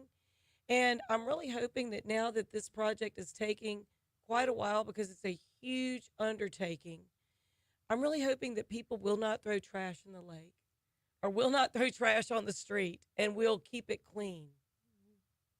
Yeah, I'm You and me curious both. about the additional land or the added addition to the shoreline that y'all are doing. What's the intention for that? Is it for public space or is it for development? Do you have any insight on that? Yeah, it's all for public space. So the challenge was we've got over 1 million cubic yards of material coming out of the bottom of the lakes to make them deeper and healthier again. We've got to find ways to reuse it on site. So a lot of it's going around the shorelines of some of the lakes to create what we call living shorelines. So it's additional shoreline that'll be landscaped with native plants to help filter and slow down runoff before it enters the lakes to help keep the water clean. In some cases, that shoreline, we need that additional shoreline to eventually be able to build dedicated bike and walking paths around the lakes. If you run or walk around the lakes, you certainly are well aware that in some cases you're having to share the road with vehicles. And then a lot of the material that we're dredging is going into the LSU bird sanctuary. It's just expanding the size, over doubling the size of the LSU bird sanctuary, actually. So it will just continue to be bird sanctuary, but it will be obviously much larger, and we'll landscape it with the same kind of native plant material, low growing native plant material as well. And it'll just be improved and increased habitat there. I think that's great too, just for picnicking and people that want to throw a ball, play with their kids, stuff like that. But I grew up just loving the lakes and being raised in Baton Rouge. I mean, it is a part of our culture to be able to just enjoy that. And so I am curious, though. I noticed there's people fishing. I've never fished in the lake, but there are people fishing. How is this going to improve the aquaculture also? Is it going to be are there going to be more fish put into the lake when all this is finished and be able to regenerate some of the fishing, or is this going to be more of just boating and enjoy the water and a little bit of, you know, aquaculture? Well, it will certainly be improved habitat. So the lakes are being deepened, which has a lot of water quality benefits, and that those living shorelines that I created are really important for this is going to be a technical term, but for creating what we call the littoral zone, which is that really critical habitat right at the water's edge where fish and birds really thrive. And so it's certainly going to be improved habitats. And we've had discussions with the Louisiana Department of Wildlife and Fisheries about restocking the lakes or not. I'm not sure if there's concrete plans yet to do that, but we've certainly heard some great stories through this process of folks who caught some really, record bass and different things in those lakes. So we hope that it can return to sort of prime fishing like it used to be. Well, and I also love to see it when people are paddle boarding or when they're Mhm. just out there in boats and things like that. So I'm hoping it's going to really increase the amount of recreation in the lakes. But you've just done a phenomenal job with this. It's a huge, huge project. And I hope you feel proud of the work that you and others have been able to do. Well, thank you. I certainly do. It's a big, complex project, and it wouldn't have been possible without the partners and funders, the state of Louisiana, LSU, the city parish, BREC, the Baton Rouge Area Foundation, the LSU Foundation. It's taken a lot of different entities and individuals to make this project happen. And so, again, one of the great things about it is that so many people care about it, and I hope it's something that the community can be proud of when it's all said and done. And I hope people will continue to be patient. We've got a little bit more to go, but it's going to be fantastic when it's completed. I wouldn't say that LSU Tigers have a lot of patience. We're sitting here, we're two LSU Tigers here. But I think that's a great point to make, is that we just need to be patient because it will be worth it. Absolutely. Well, thank you so much, Mark Goodson. Thank you for being with us. Thank you for your dedication and everything that you're doing in this. Courtney and I are going to have to go take a walk around the lakes. I think so. Yeah. I think we might have Please to do. park and take the long walk. We'll take the Yeah, good long plan. walk. That's right. Mark Goodson, thank you for being with us. We really do appreciate it. And we hope you have a great weekend and a great August. All right, thanks. Same to you. Thank you. So, Courtney, what do you think? I love it. I love the bridge over May Street. I think that's I did not know about the bridge. important. Well, there's currently a bridge. It's very, very low, and there's just a little tiny bit of water that goes through it, right? But you can't. You go drive right between- over it. You don't You even drive really. right over Yeah. it. You think it's just the road. And so it's really nice that they're going to be able to lift that and actually connect the two lakes recreationally, right? And so that'll encourage a few more people in the lakes on aquatic vehicles, if you will, boats, kayaks, canoes, whatever those things are. And it'll really increase the activity there. It's going to be great. I think it'll be a great photo op for a lot of people too. Just another way to share it. And hopefully when people come and they've come from out of town and they visit, they'll bring their bike or they'll rent a paddleboard or something like that, and just really get to enjoy those lakes. So, fellow Tigers, you got to hang close. Got to just wait it out until the end of 2026. But I think it'll be worth it. I think it'll be great. I think a lot of other people and a lot of other businesses, it'll also make the value of the property and the homes around there, I think, go up a little bit. I think so. Yeah, we're going to be talking in the next hour with Shannon Andre of Better Homes and Garden Realty. Shannon is a extraordinary realtor. She's licensed in Louisiana, Mississippi, and now the state of New York. And so she's going to be talking a little bit about real estate. It'll be interesting to see what she thinks, if that's going to increase the property values of property in and adjacent, and even the South Downs area kind of around that. And then we're also going to be talking with John Rivoli. He is the licensed artist for the Rocky franchise. He is very well known by his work, but you might not know John Rivoli. John is the person that created SpongeBob. He did the characters for Harry Potter. He worked with Paramount for years. He's been drawing Bugs Bunny for the last 30 years. So we're going to talk to John about his book coming out for the 50th anniversary, for Rocky, the movie Rocky. 50 years. I can't believe it.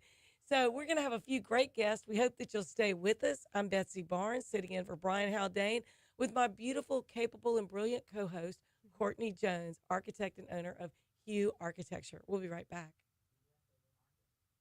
Now, do I have time to run to the restroom? Yes. Where is it? Oh. Yeah, that's really cool. Yes, he's He was awesome. here last time. He was so cool. I was like, oh my god. He is. Let me show He you. drew me a picture of SpongeBob, and I still Yes, have it. that's I'm like, right. yeah. I was Look, like, that's where some.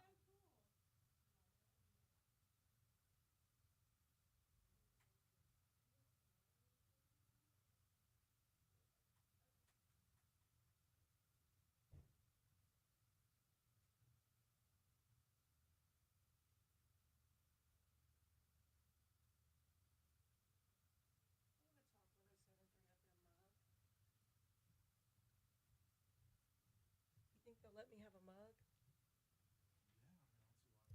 I want to talk 107.3 FM mug. I want to give Courtney one too. Hi, how are you?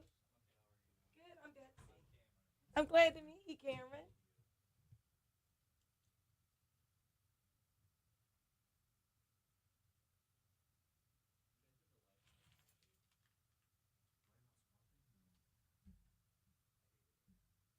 You hate it? Why?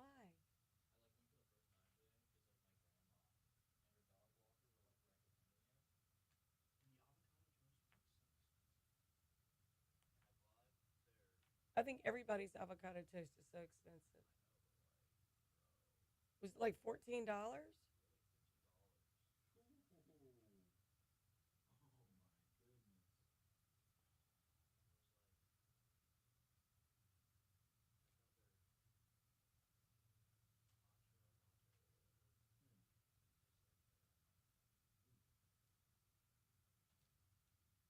I think it's owned by a minister and his wife.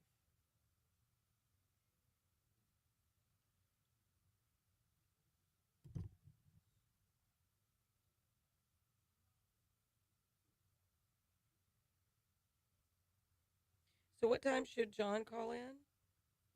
I've got him at 8:06. Is that about right? Okay. And then Shannon is actually his fiance, and they're just going to hand the phone to each other. So there's a break in between. There is, yeah. Okay. Yeah, I keep up with John on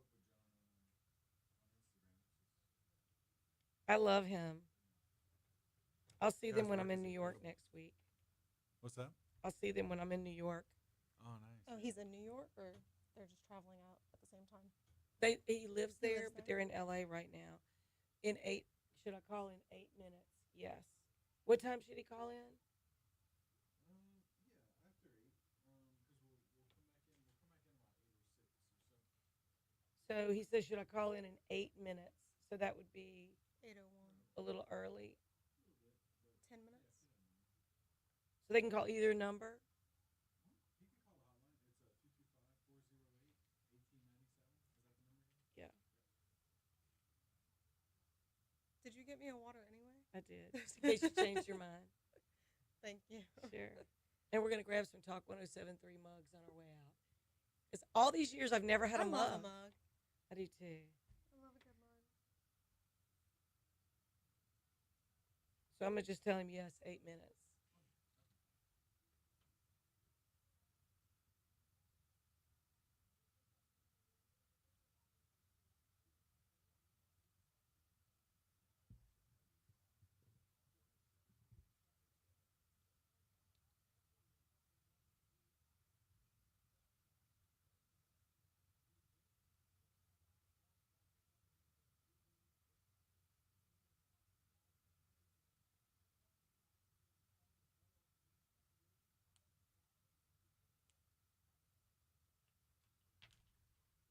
You loved John Rivoli.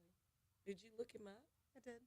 Put I him looked on- everybody up Good. just to get like a, Yeah. a base overview. You would like him so much. They're going to be they bounce between Baton Rouge, LA, and New York all the time.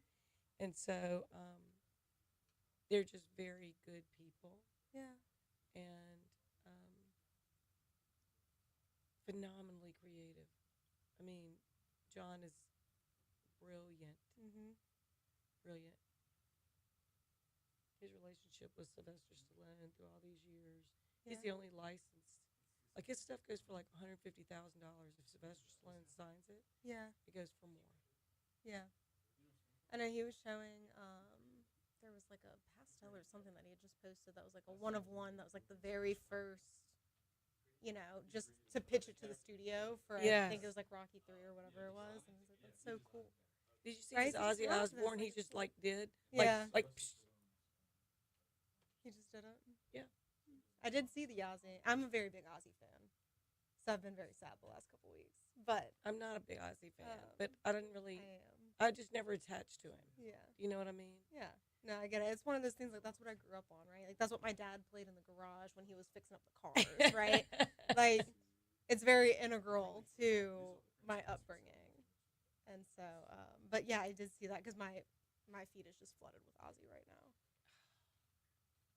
which is really spectacular. I What get a did he good die laugh. of? Just old age. Well, he had Parkinson's. Oh, yeah. And so, it hasn't been confirmed whether or not that's what it was, right? But I'm sure that it attributed something. Mm-hmm.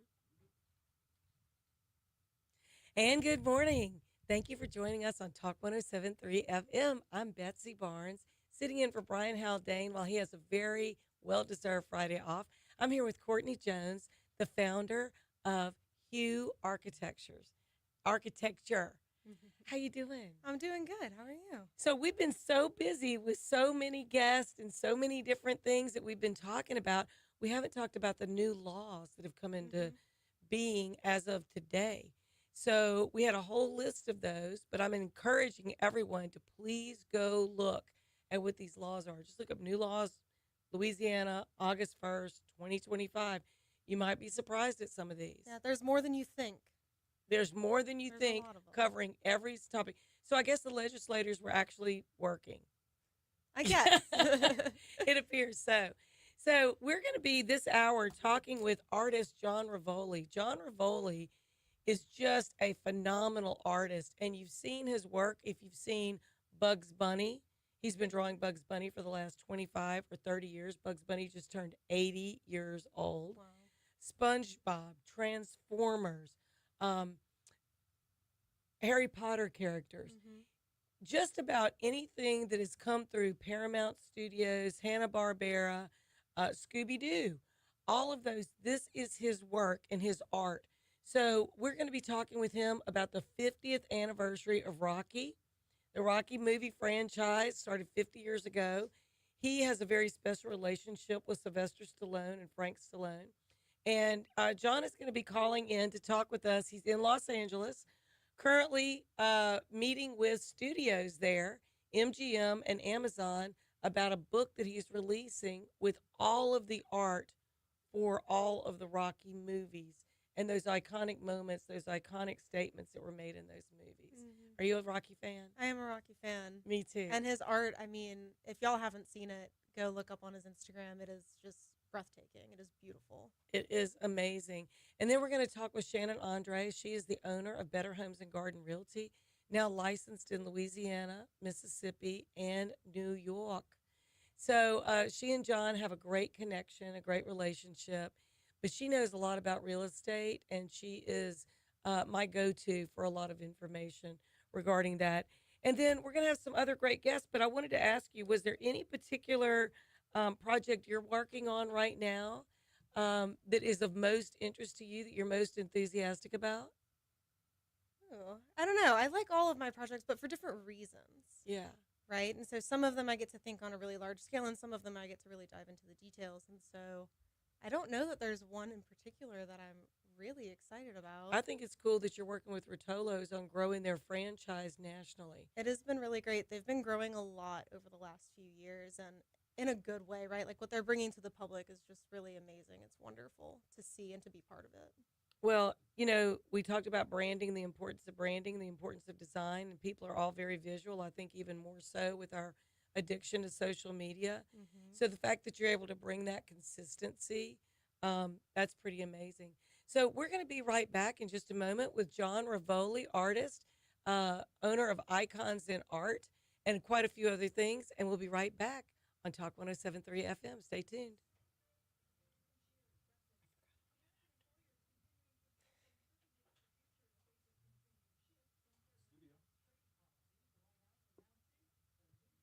Hello, good morning, sir. Yeah, good to hear from you. We are going to have you up here in just a few short minutes.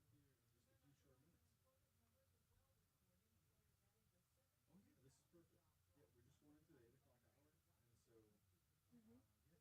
And so, yeah, you're speaking. Thank you. I need to go back and find out who is the person on the um, LSU food pantry. Hmm. I don't remember who that is. Jennifer Christina. Is after John.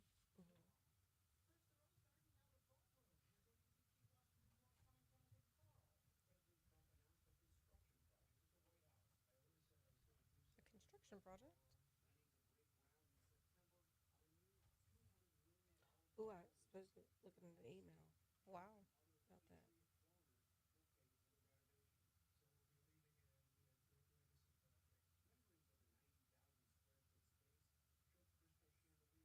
I need to go look at those renderings. The what? I thought they're renovating the ballroom at the White House. Oh, I would love to go see that. Yeah, he says $200 million No way. renovation. That's what they just said. I don't know. I just heard it. I haven't checked the facts, but that's what I just heard. But they said the I'm renderings are showing all of these. I'm like, I need to go see the renderings. I need to look them up. What a great opportunity for somebody to be working on that too. Yes, that is. Let me see.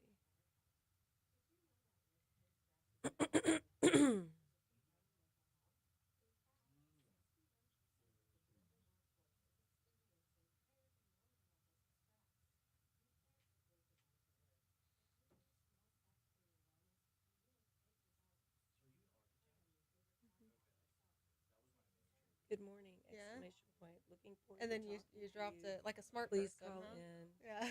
at 7:35 Get it. a.m. Yeah. What did you end up doing instead? Mhm. That's cool. Still artistic. Yeah. Yeah. Yeah. No, we always joke you have to be a masochist to actually make it through architecture school. Yeah. It's I don't know. I like to think we're making it a little bit better, but we'll see. The framework around the way that we think about architecture is changing with the newer generation. It is. In terms of education, at least. So we're working on it. No, we're trying to make it more inviting. We're trying to make it less torturous. Still stringent, but less torturous. No, we actually. So I'm teaching at Tulane, and we shut down the studio. You're not allowed to be in there all night, so it's just shut down from midnight to 4 a.m. It's shut down. You can't be in studio, which then has better. The idea is that it gets you used to working within a specified time frame, so that it actually better prepares you for the workforce, right? Because then you're used to producing things, but it also takes something on the part of the professors of not assigning as much work that you need to be there for 24 hours to finish it. So it's a little bit of adjustment on both sides, but we're trying to change it. Yeah. Now there were a few. I think it was Auburn who started shutting down their studios because they had a lot of traffic fatalities. People driving tired, hadn't slept all night, and they had a couple of students pass away that way. So they started shutting down studio a couple years back.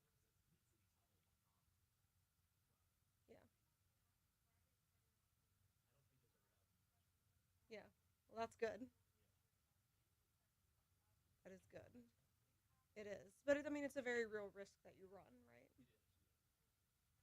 So I remember driving home, or I was at school at LSU, but I was living in New Orleans, and I drove home after spending all night working for a final review after the final review, and I don't even know how I got home. I have no idea how I got home. I fully stopped at a sign, and when I came to, it was a speed limit sign, not a stop sign. Hmm. Yeah, I should not have been driving, but I didn't have a choice. Yeah.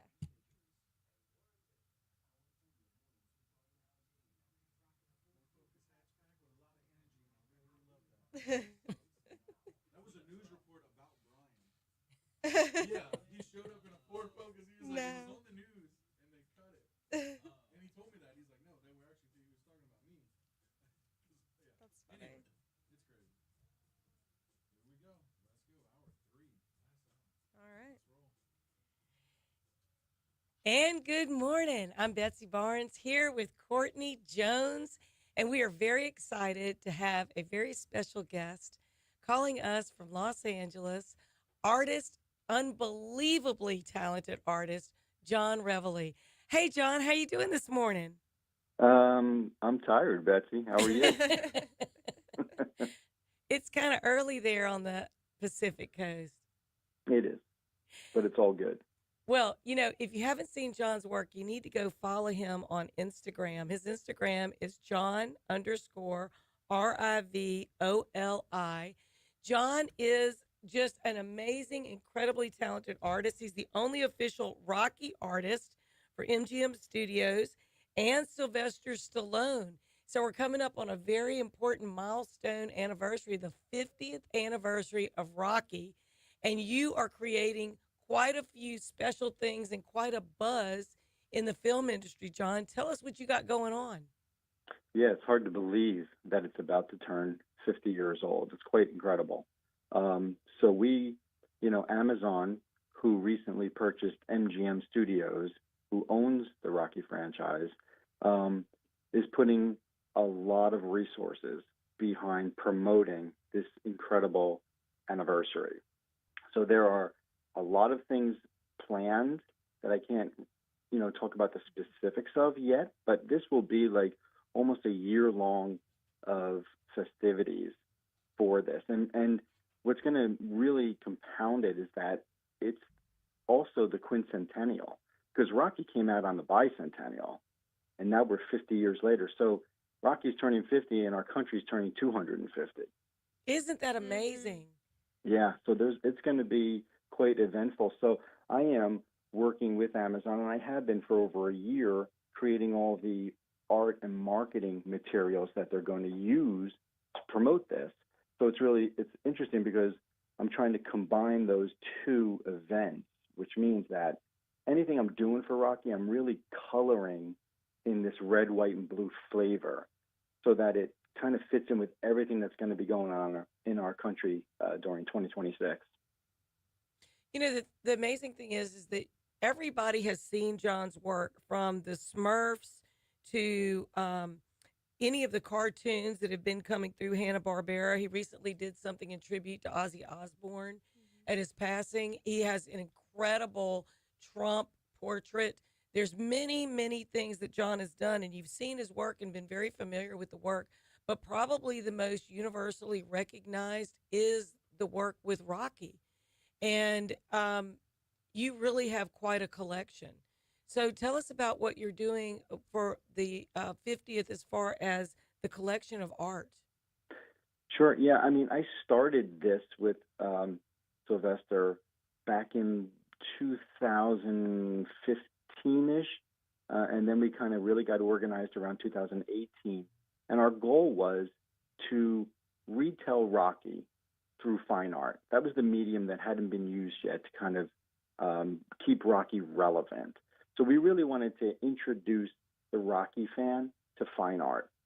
and then at the same time introduce the fine art world to Rocky? Would they be interested in fine art if the subject matter was Rocky? So we that was kind of our mission statement going out. And we have been, I have been painting with the guidance of Sly because he comes up with ideas or has input on what I'm doing. And over all these years, I've been amassing quite a collection of Rocky paintings. And, secretly, my goal all along when I started this was a book. So at a certain point, I kind of brought Sly into the loop on that, which he just loved. So I am creating a large, oversized Taschen-style art book called The Art of Rocky, a 50-year art perspective. So within there, it's going to have all this work, but also all the stories behind each piece, because that's really what makes it, is why did I paint this? Why does it matter, right? So I have all these stories, and I have a lot of input from the man himself, who has stories from being on set of a lot of these moments that he's sharing with me. And I have photography that's never been seen before. So this is going to be quite the collector's piece for the 50th anniversary of Rocky. John, you were so brilliant. It's so amazing. I hope that everyone is going to go look at your website and look at your Instagram, John Reveille. You need to really look at this, because I'm telling you, it really is the story that we've grown up with. Rocky is that quintessential all-American, take no crap, keep punching forward. It's not how many times you fall down, it's how many times you get up. There's so many lines from those movies. And how cool is it that, Sylvester Stallone, Sly just calls you up, hey, John, I got an idea. What do you think about this? How cool would that phone call be for the rest of us? Yeah, it's pinch me time when that happens, because we have these really in-depth conversations. He loves to talk. So we have really, really deep conversations about moments from the films, moments in between scenes, what he was thinking, his input, like I said, on the art itself. So it's great that I have this inside track. I'm not just a random guy making a book about Rocky. Like, I'm really working with the man himself.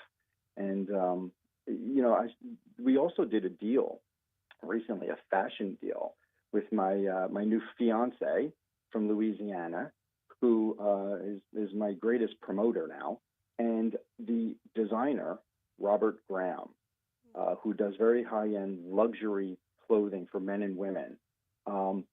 She put together a deal for them to do a limited edition line of clothing with my Rocky paintings on them for the 50th anniversary.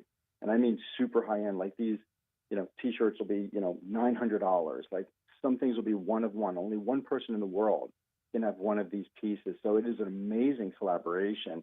Fly and Amazon are beyond excited about this. It's going to be really, really fun to see this come to life.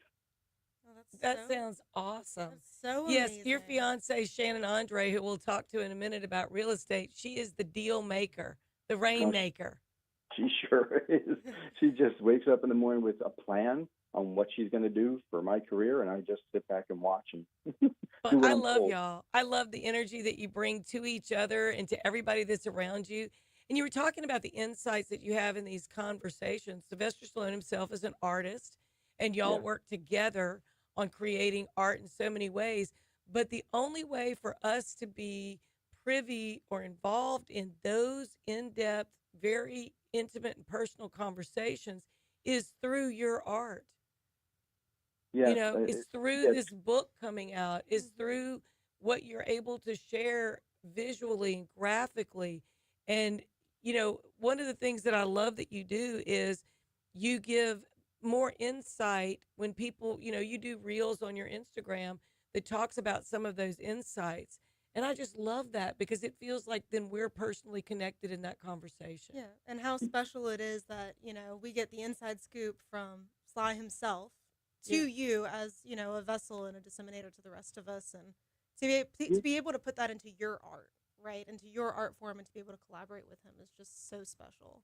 yeah, because what I found was what really made the art resonate with people is the story behind it. I found that out very early on in doing this. It wasn't about putting up a pretty picture and people reacting to it.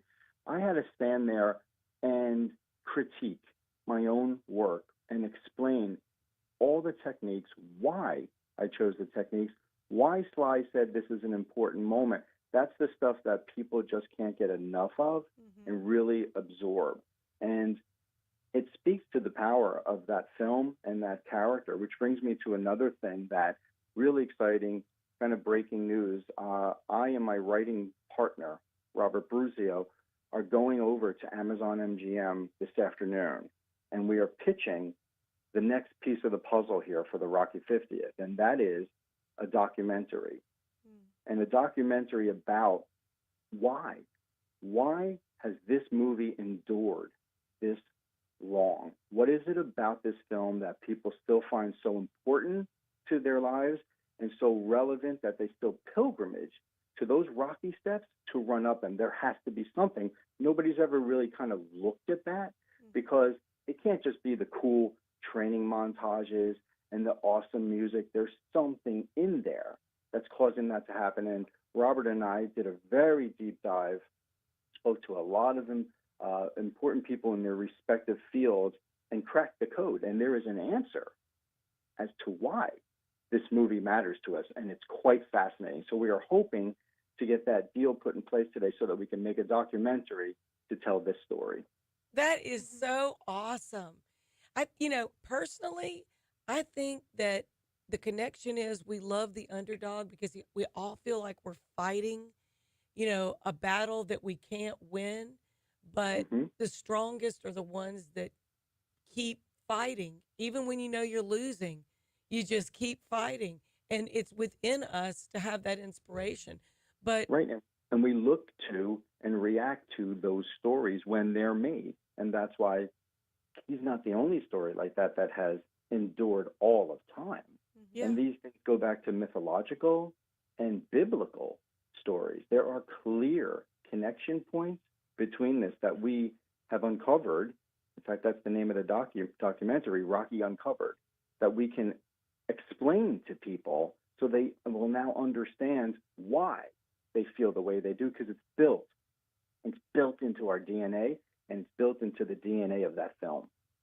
I just love that you have broken news with us, that you've shared this for the first time on broadcast about this documentary. I believe your meeting is going to go really, really well. You have so many great projects. I hope you'll come back. I hope you'll come back and share more with us in Baton Rouge. And the next time you're in town, come to the studio. I would love to. I'm sure that my agent and future wife will absolutely bring me there. You know she's in charge, Betsy. That's right. Well, you're a smart man. Yes, Smart exactly man. right. That's Oh, right. Yeah. I figured out the rules early. Well, John, we love you. We love your art. Thank you so much for sharing that with us. How can people find just the full breadth of your art to be able to look at that? What is the best way for people to be able to see that and enjoy that? To see the actual Rocky art that we've been speaking of, I have an online gallery, and that's iconsinart.com. And there you can see a lot of photography of me with Sly, different stories, and of course, all of the artwork that I have been talking about in this interview. So that's a great place to live in the Rocky world. And you mentioned my Instagram, where that's where you'll really kind of get the day-to-day of things that I'm doing and whatever recent conversations I've had with Sly. Well, I think that Shannon named you aptly when she said the best kept secret in Hollywood. You are truly the best kept secret in Hollywood that is a secret no more. Thank you, so John, much. for being with us. We're going to go to a break. Everybody stay with us on Talk 107.3 FM. We have Shannon Andre, realtor extraordinaire, and I suppose now agent for John Rivoli, artist of the stars. We'll be right back on Talk 107.3 FM. Isn't he just brilliant? So good. So good. So Shannon's still on the line, I think.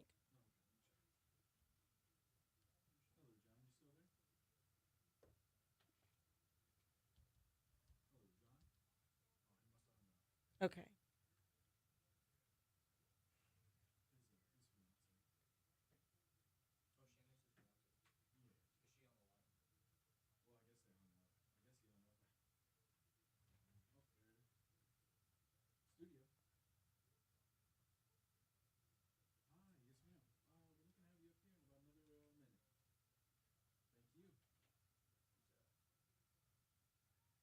Shannon Andre, who we were just talking about. Yes.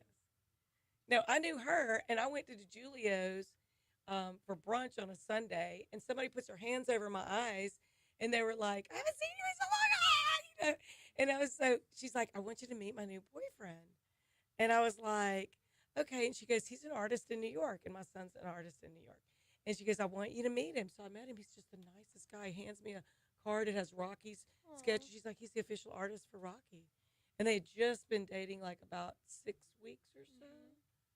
And now they're engaged. And they are the first people that ever, as an artist, bought my son's art, and it hangs in their den. And my son paints clothing, so maybe that was somewhat of an inspiration for what they're doing. But so she and I have been friends for several years, and she's awesome, and very positive, super. And the two of them together are dynamite, just dynamite together, and very happy. So I talked to them on the phone yesterday. They're in Los Angeles. We're trying to talk, and I'm hoping that she might be able to help my son find an apartment. Yeah. Yes, and she's in New York now. She's licensed in New York. Yeah. She's a little go-getter now. That's what I heard. That's right. If you need a house, call Shannon.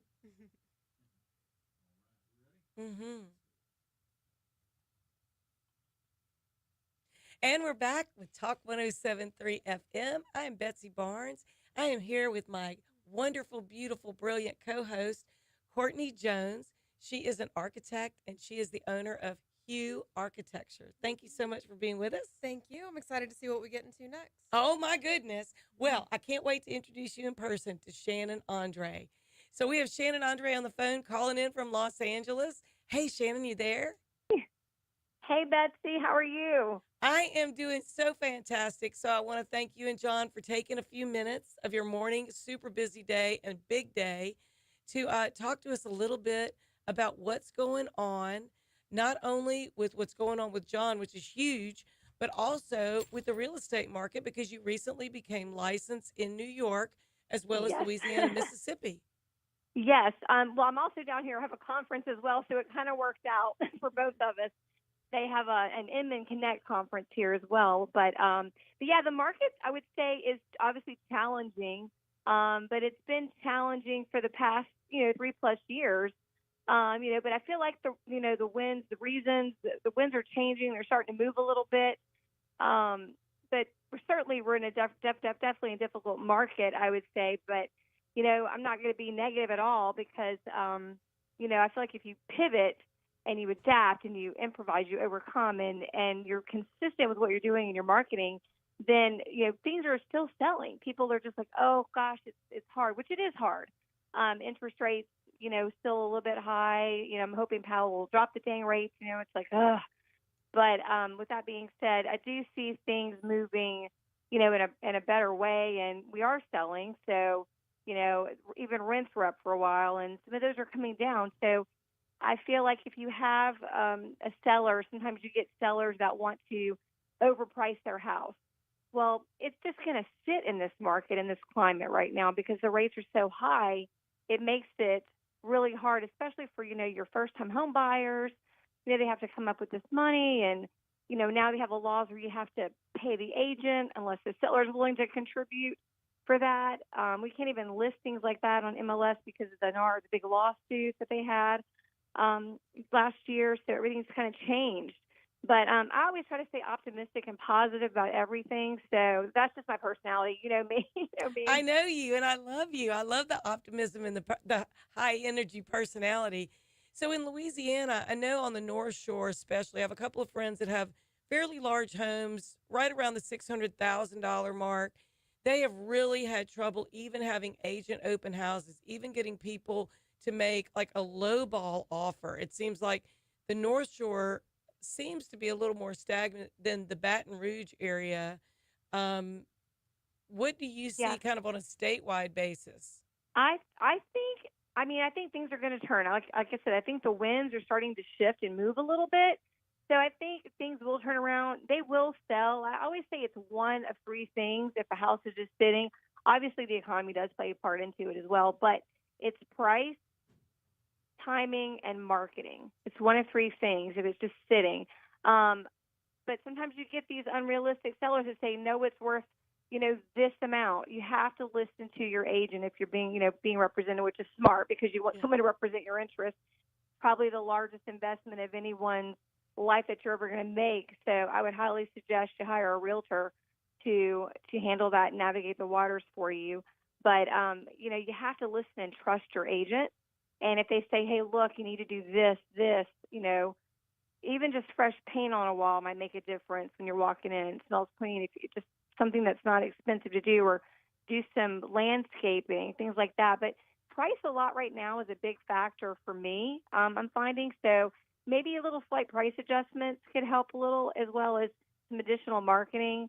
But really, time is also a big thing too. So I would say it's one of three. I've said that for 25 plus years. And you just got to remain consistent. And I always tell my agents, it's just, you got to ride that wave of real estate. It's like a roller coaster constantly. You're up and down, up, down. The market's up, down, up, down. So you have about how many agents? You're a broker and own Better Homes and Garden Realty. Yes, so it's Better Homes and Gardens Real Estate, formerly Tiger Town Realty. So I had to keep the Tiger Town, obviously, LSU and the whole 9 yards. Amen, Tigers. sister. Amen, that's right. So it's Better Homes and Gardens Real Estate, Tiger Town. I had to keep the Tiger Town in there. But we have about 38 agents right now, and then I'm also licensed in Mississippi, and more recently, obviously, I know you think you spoke with John earlier, I got my license in New York. Which was not easy. Not easy. Very different laws. It's so crazy that you say that, Betsy, because I remember taking the test, and I'll tell you one thing about Louisiana. Obviously, the Napoleonic Code and all that's different. We're the old French law. We have parishes. Everybody else has counties. The thing that's different to me about New York is it's an attorney-only state. So as a licensed agent, you're not even allowed to write a contract. And I remember sitting through that class, and I said, I'm going to knock this out. I'm going to just sit down. Once I get something in my mind, I'm like, okay, I'm going to just go for it and do it. And I sat there, and I kept raising my hand, asking questions, and they're all looking at me. And I'm like, well, wait, I've been writing contracts for like 25 years. You mean to tell me I never have to write a contract? And they're like, no. And I'm like, oh my gosh, I kind of like that. It's less liability for the agent, I think, but it takes a little bit longer to get things closed. Whereas in Louisiana or Mississippi, you're looking at maybe 30 days, 45 days worse usually to get something closed. Versus New York, they're looking at possibly 3 months, and the attorneys are handling it. In Louisiana, we have an inspection period. That's if a buyer wants to do that, I always encourage them to do an inspection period, have the inspection period and do it. But in New York, they actually do that first before they even start with an offer. So it's completely different. Yeah, I just learned. But I love to learn about different states and how they, do things. So it's interesting. But I'll never leave Louisiana. That's my home. So so all the people out there, I'm from Baton Rouge, and I'll never leave Louisiana because the food, the people, the culture, that's right. my home. Mm-hmm. But I love New York too. I'm not gonna lie. Yeah, I have to say I have that same, with my son being there, I miss New York. I haven't been there in several months. I cannot wait to go next week. Yes, and I know Peyton. He's also a great artist. Your son, he is amazing. In fact, I bought one of his pieces. We bought one of his pieces. He's you really did. Super talented You and too. John did. You were the first artist to buy any of his art, and he is just so grateful. And it was just a huge boost to him. It's right in the living room upstairs. So I absolutely love looking at it too. You're so kind. Thank you. And I'll be honest with you. He does paint a little like Sly. I know John mentioned that Sly is an artist too. But when I look at it, I'm like, we both looked at each other at the same time. I think you and I were having breakfast was it a year or so ago, and we looked at it. I'm like, oh my gosh, we looked at each other, and I'm like, he paints like Sly a little bit. That's what you and John said at the time, and it was just and he likes big art. Oh yeah. Yeah. So if anybody wants to see that, then go to PeytonNorth.com. PeytonNorth. Drop one of the N's in Peyton. Yep, he's wonderful too. But Shannon, honestly, when you look at the way that people do business, there's such a Louisiana and New York connection. There's so many of us that love it. They're really. I've met a lot of people in New York that are from Louisiana. Yes. Of course, they have the famous, not that I'm a big bar person or anything, but for LSU, if I happen to be in town in New York, there's a place called Legends, and it's an alumni bar for LSU. Oh, So, I need to go to that. We're going to be oh, talking about the Jello shot challenge for the LSU Food Bank in just a second. But Shannon, thank you so much for taking time this morning to be with us. We have a break, but tell people how they can find your real estate and your link. you can reach out to me. It's tigertownrealty.com. I still kept that. Yeah. And you can find all my information on there. And I'm happy to help anybody if they have any questions or just want to know more information. Please feel free to reach out to me. Well, thanks so thank much you. for having me on, Betsy. Sure. Can't wait Sure. to see you. I look forward to seeing you and John next week in New York. Sounds good. Have a great day. Okay, thanks. Okay, bye-bye. And we'll be right back on Talk 107.3 FM. See, you'll like her. Yeah, no, I like her already. A lot of fun. They're a dynamic couple. Awesome. And she's a great realtor. Yeah, I'm putting that in the knowledge bank. Okay, I really think that there's a great collaboration opportunity for you there. Is Rotolo's putting one in New York? Not that I know of. It would be, hey, there's a Raising Cane's in Times Square. Yeah, not that I know of yet. Yes. Yes. Well, we know people that can help scout locations. We'll see. Yeah, look, and if y'all have locations, send them to me. You know, because it's like that's part of it too, right? We're just like, okay, there's this piece of land. Is it worth the opportunity? And we'll just, you know, it gets assessed and. I would whatever, love to but- have a place here and a place in New York. Yeah. It doesn't have to be a big place, just a place in either. You know, I just really love the energy. People really exude energy 3 to 5 feet from their body, positive or negative. And the energy there feels very positive. But I'm still not going to take the subway by myself. I'm still not. I'm not comfortable with the subway.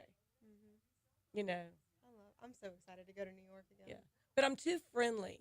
It's like I look people in the eye. Hi, how are you doing? My son's like, stop talking. Mind your business. Don't talk to them. You're talking too much about where we're going and what we're doing. People will follow you. And I'm like, golly, I don't know that I could live that paranoid. I'm too much. I have no lid on my box. Yeah, no lid. No lid kind of life. I know. You don't want a lid on your box. No, why would you? Yes. So would you like to more lead this about the LSU Food What is Pantry? it? It's the LSU Food Pantry. They just got $52,000 from the Jello Shot Challenge. All right. From the LSU Baseball Championship, the NCAA Championship. And I'll show you this email. We do. She's supposed to call in. Jennifer Christina.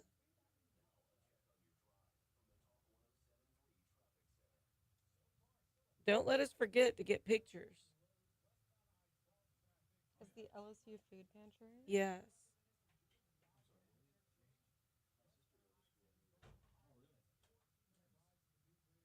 There's not a lot of detail other than there's a bar. Do you remember the name of the bar in Omaha? Wasn't there a bar in Omaha where the Jello Shot Challenge, what was the name of that bar? Do you remember? So Livy Dunn paid a couple $1,000s for Jello shots. Paul Scaines, a couple $1,000s or more. One thing you'll never beat LSU on is the Jello Shot Challenge. Never.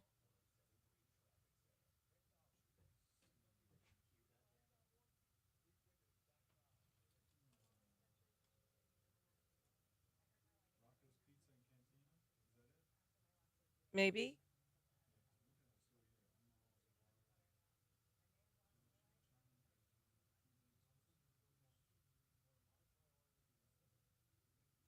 Make sure she's calling in.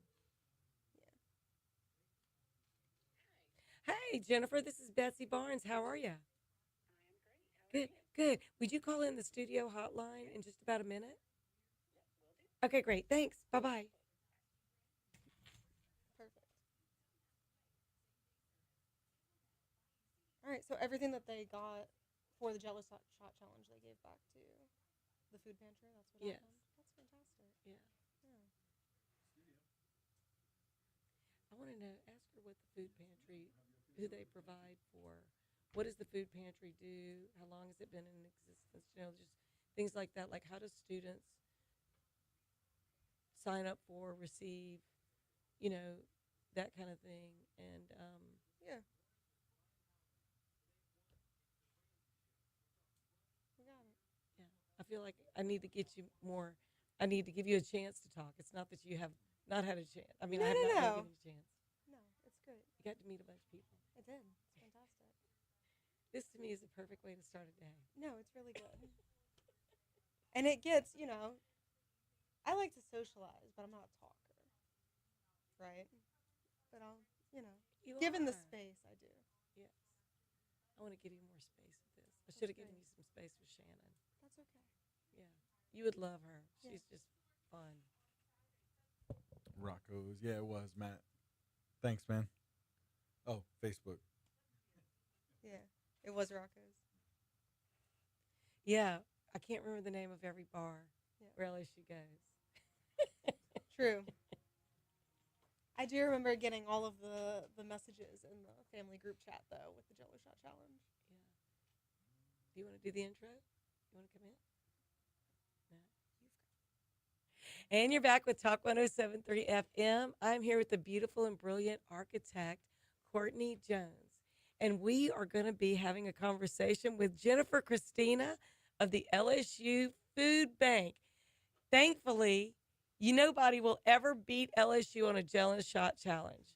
So the Jello Shot Challenge just provided $52,000 for the LSU Food Bank. Yeah, which is just like a wonderful opportunity and just sort of investment back into all the good things that we're doing here in Baton Rouge. And I believe we have Jennifer Christina on the line to talk about all the good things that they're doing. Hi, everyone. Hi, how you Hi. doing? I'm great. It's been a really great week at the LSU Food Pantry. Yeah, no, that's great. I guess we were wondering if you could give us a little bit of insight into, the work that y'all are doing and how this latest influx of funding has really helped you impact a few more people and engage more people in the community. Yeah, the LSU Food Pantry is a supplemental food pantry for LSU students, and it's open to every student of the Baton Rouge campus. So online, on campus, part-time, full-time, grad, undergrad. So that reaches about 40,000 students. Wow. Recent data that the NIH collected has shown that across the country, the average is about 20 to 40% of students in their college careers face food insecurity. So you can imagine that's still a very big number for us. Right now, we're seeing up to 450 students a day during the school year, and even in the summer, about 200 a day. So what we're able to do is have them come in and shop the food that we recover in the mornings. So we're partnered with the Baton Rouge Food Bank, and they provide us a weekly donation as well as partnering us with local grocers who we can go and recover food that's close to expiring, damaged, overflow, that kind of thing. And we put that out on shelves and in refrigeration for our students, and they come through and are able to select items that they would like to have at their houses. Yeah, that's fantastic. How long have y'all been in place at LSU? How long have you been supporting the students in this way? We've had a little bit of a journey. We opened in 2015 in a closet, and we've been moving up since then. We are now located in the first floor of the union and the student union. So we have about 1,000 square feet, and we use that for storage and shopping. And we're, very lucky to have such a central location. We've kind of moved up every year, and we have some big things planned for this year as well. Yeah. What's your plans for the funds from the Jello Shot Challenge that we just got in? How is that going to help you guys and really beef up operation? Yeah. So that funding and the funding that we got 2 years ago from Rocco's as well is really what keeps us able to serve the most students. Generally in a day, we may have 50 students lined up before we open. And the food that we recover from grocers, maybe will get us through the first couple of hours. So what that allows me to do is to fill the shelves to ensure that every student who comes in still has access to food that they can use to make meals. So I can run to the store, or we can have backstock of certain items that go quickly or that we don't always have. And that, I can go buy some fresh produce and some eggs if that's not what we have that week. And then that way, all the students who come through that day would have access to those items. Yeah, it sounds like you've moved into a bigger space. Yeah. You have a spot in the Union, which is really good. It's Perfect. very, Perfect location. in front of the students. Perfect location. Now we have the funding in place, and at least for now, is there any opportunity for people outside of the university or the organization to sponsor or donate or anything like that? Absolutely. And that's really what our focus is this year, is making a community around the pantry. It is a campus-wide issue, and so it should be a campus-wide effort. We'd love to engage the Baton Rouge community and our alumni in helping us support our students right now at a time when, prices are high, everyone's struggling a little bit, and you can imagine for students who, have limited hours to work and things like that it's a time when a lot of them could use help. So we want to make sure we're reaching as many students as possible.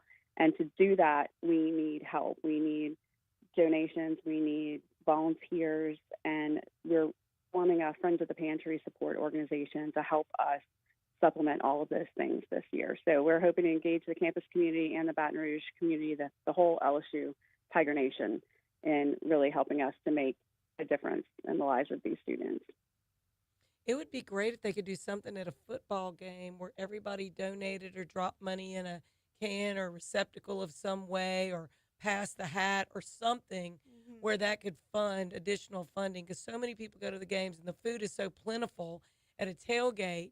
But I don't know about you, if you worked when you went through LSU, but I worked full-time and went to school full-time, part-time, and I lived on ramen and frozen vegetables. Same, like a lot same. I was working full-time, and I would just stop by CVS on the way home and grab a can of SpaghettiOs and call it a night. Yeah, not the best nutrition. No.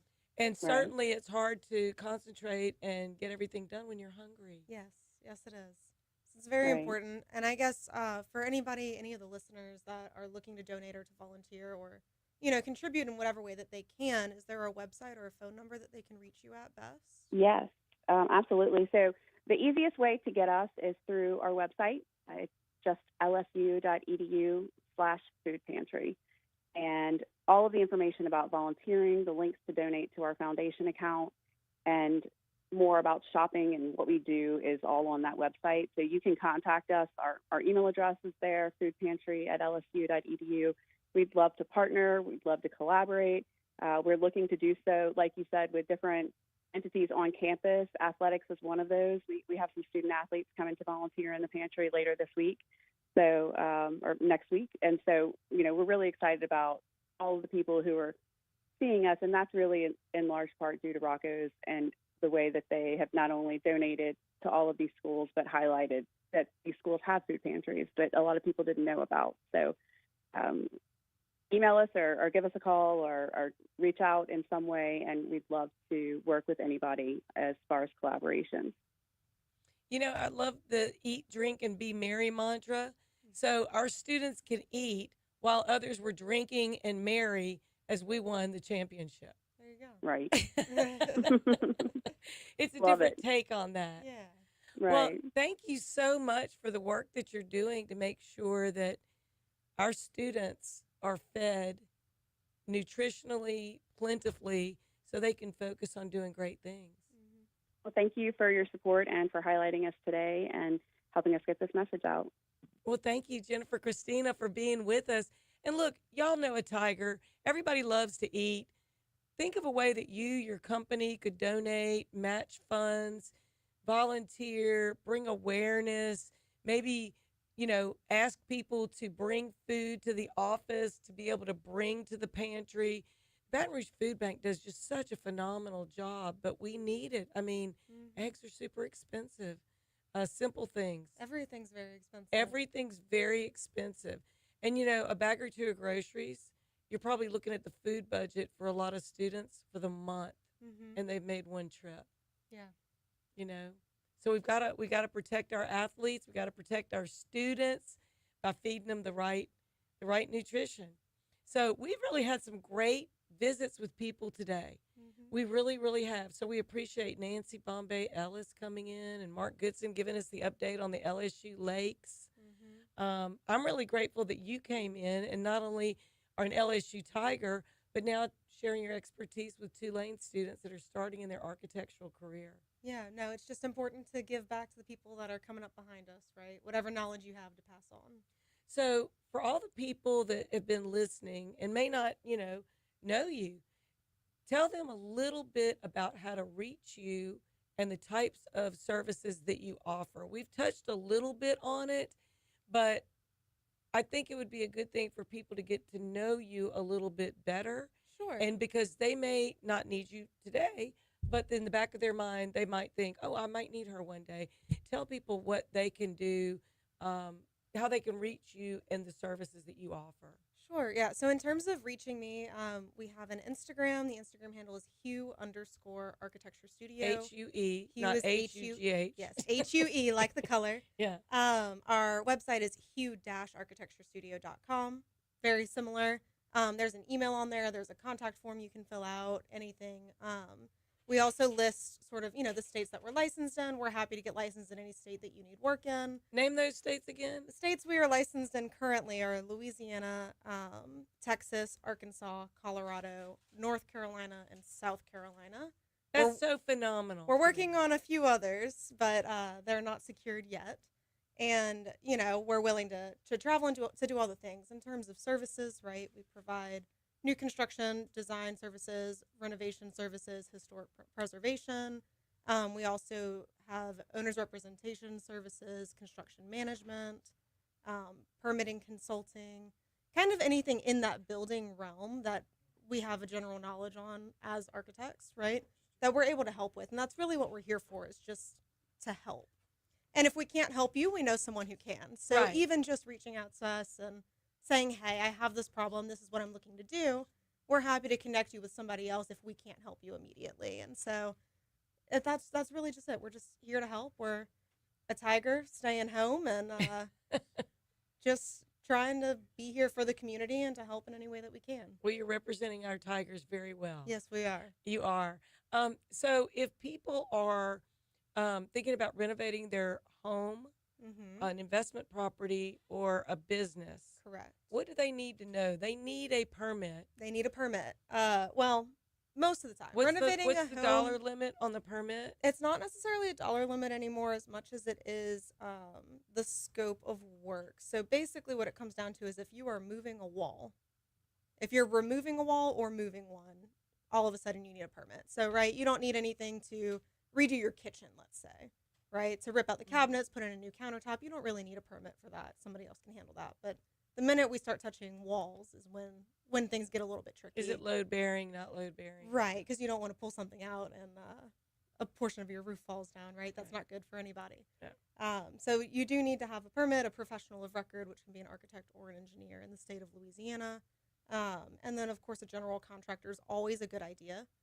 Licensed. Make sure they're licensed and you have a copy of their insurance form. Yes, and just so homeowners know, you can look up your contractor's license and whether or not they're licensed on the internet. All you have to do is Google Louisiana contractor lookup. You can look them up under their company name or their personal name and see if they have an active license. Trust but verify. Yes.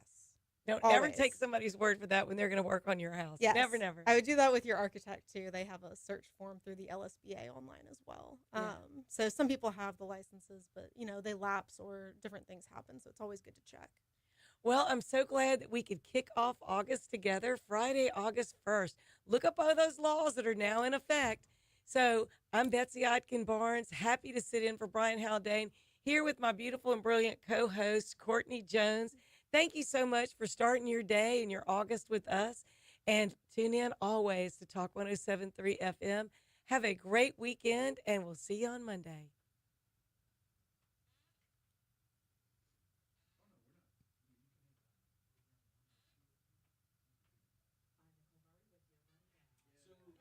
Perfect.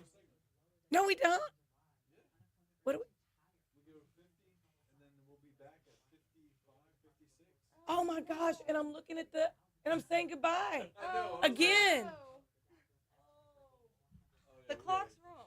We gotta fix the clock. Okay, so when we come back, You know, it's so funny. I don't know why he moved it, but that clock was on Brian's side. He used to get the time wrong all the time. So instead, he just moved it here. I'm like, why don't we just take it down? Just take it down. take it down. Take it down.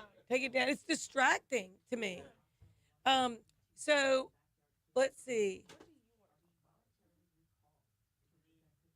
What are the things you're involved in that you want to talk about right now? Because I feel like that's what we didn't touch. Um, Like, do you want to talk about the work that Jean is doing? that Jean Trum is doing. Because aren't you like trying to get involved in that? We could. I am trying. I've got to go through some like 15 hours of training. That's not really hard. I can also talk about my friend Lisa McKenzie and doing the Unite events. Let me see if she can be on the phone. No, I wish. I wish she was my daughter. Yeah. No, we're just friends. You missed the intergenerational. Conversation in the 6 o'clock hour. I wish Peyton could have been on. I really do. Because Does he have a charger now? I don't know. That's a question. Because he's been mentioned twice now.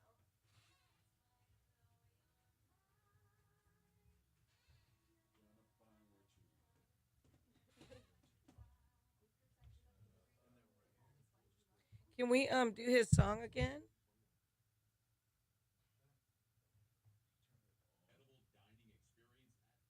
He's walking into work probably about now. It's 10.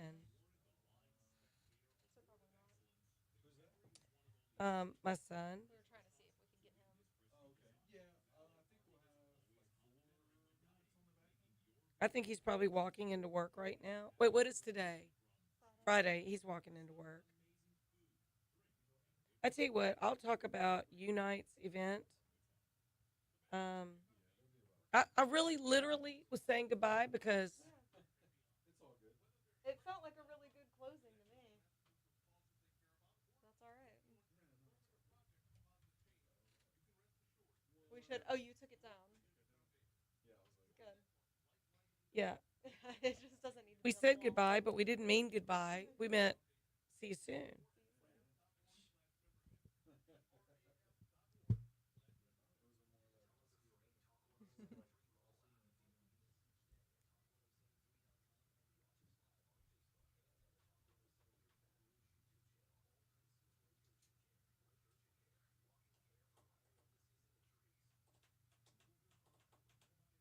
Oh, I can talk about my podcast and the Unite stuff Yeah. we're doing. Talk about some of the stuff you're doing.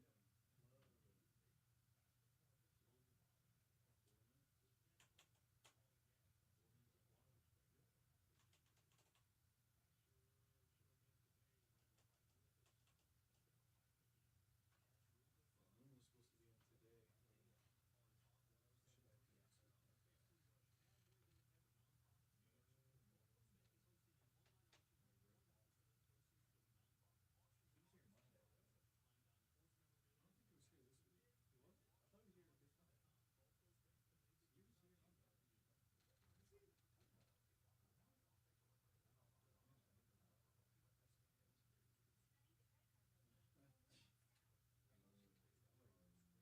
was supposed to be in today. For whatever reason, I'm not finding the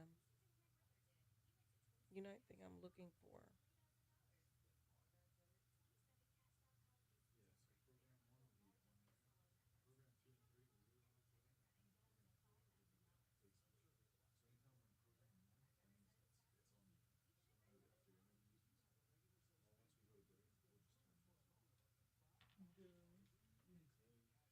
Yeah.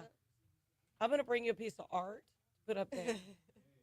Yeah. It's like if you're sitting here, though, you're naturally. You're. Yeah.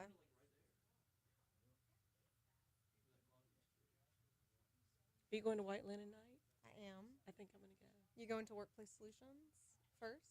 No, I don't know about that. You should. 3 What- o'clock starts 3 to 6, so it's like a pregame for the industry Oh, at I Workplace want to Solutions. go. Yeah, you should come. I'll send you the. I'll send it to you.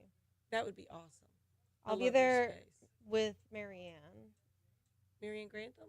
Yeah. Oh, yeah, we Yeah. saw her. Me and Marianne go every year. That's our Really? thing. Yeah.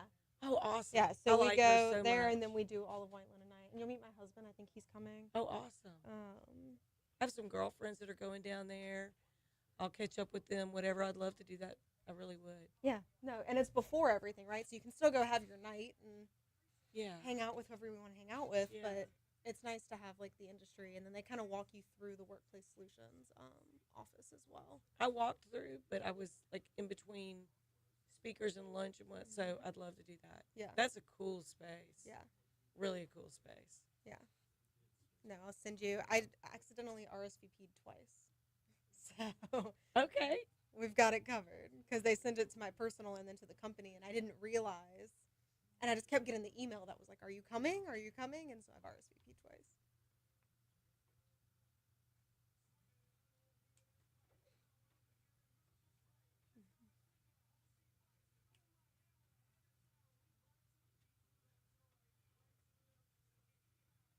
I just love that song.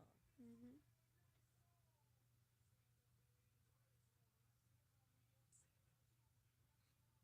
Mm-hmm. So now he's got 2 call-outs in 2 plays. Yeah. Hopefully he can make it next time.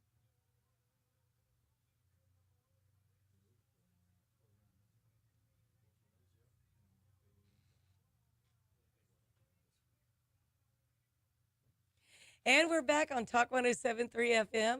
We made a little early exit. It was a little bit too early, but we wanted to share some good happenings, things that are going on, some good music. So what you just heard was a new song by Peyton North, Catholic High grad, proud Baton Rouge guy working in New York City.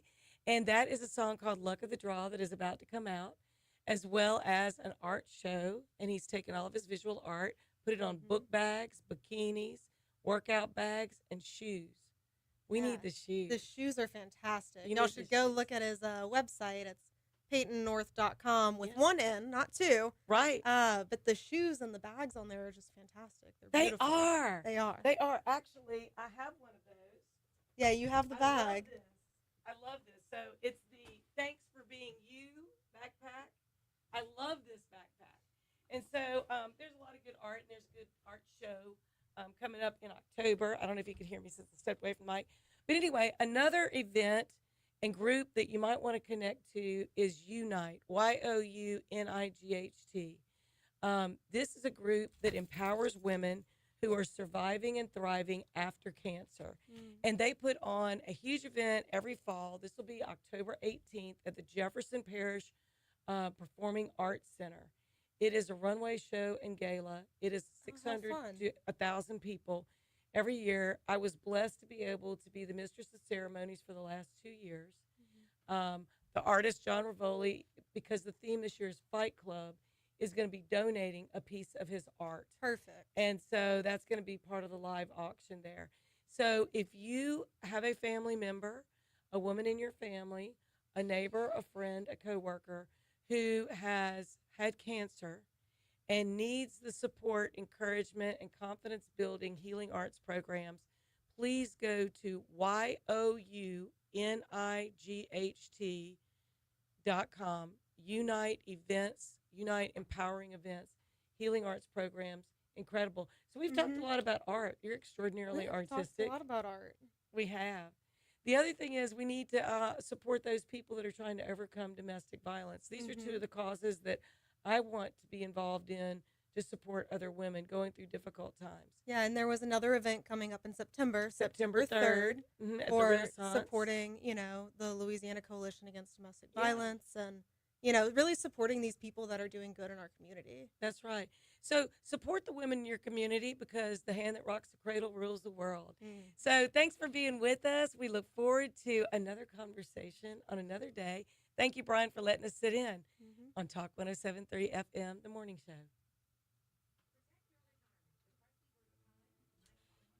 All right. That went well. Perfect.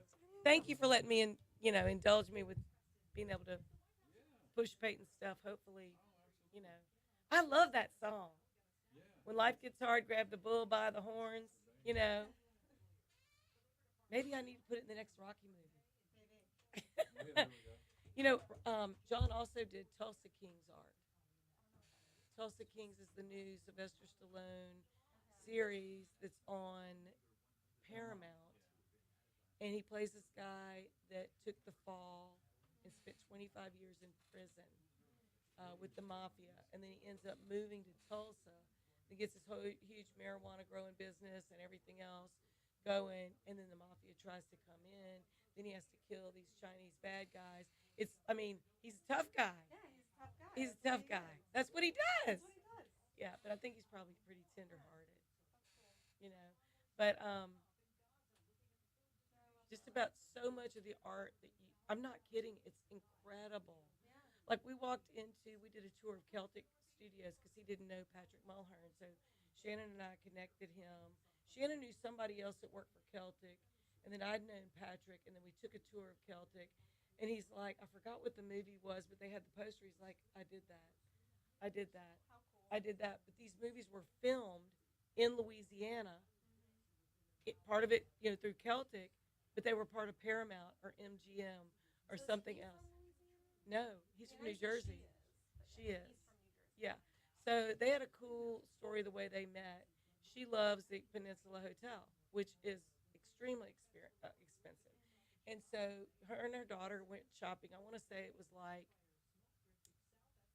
maybe around New Year's or a little before New Year's a year ago.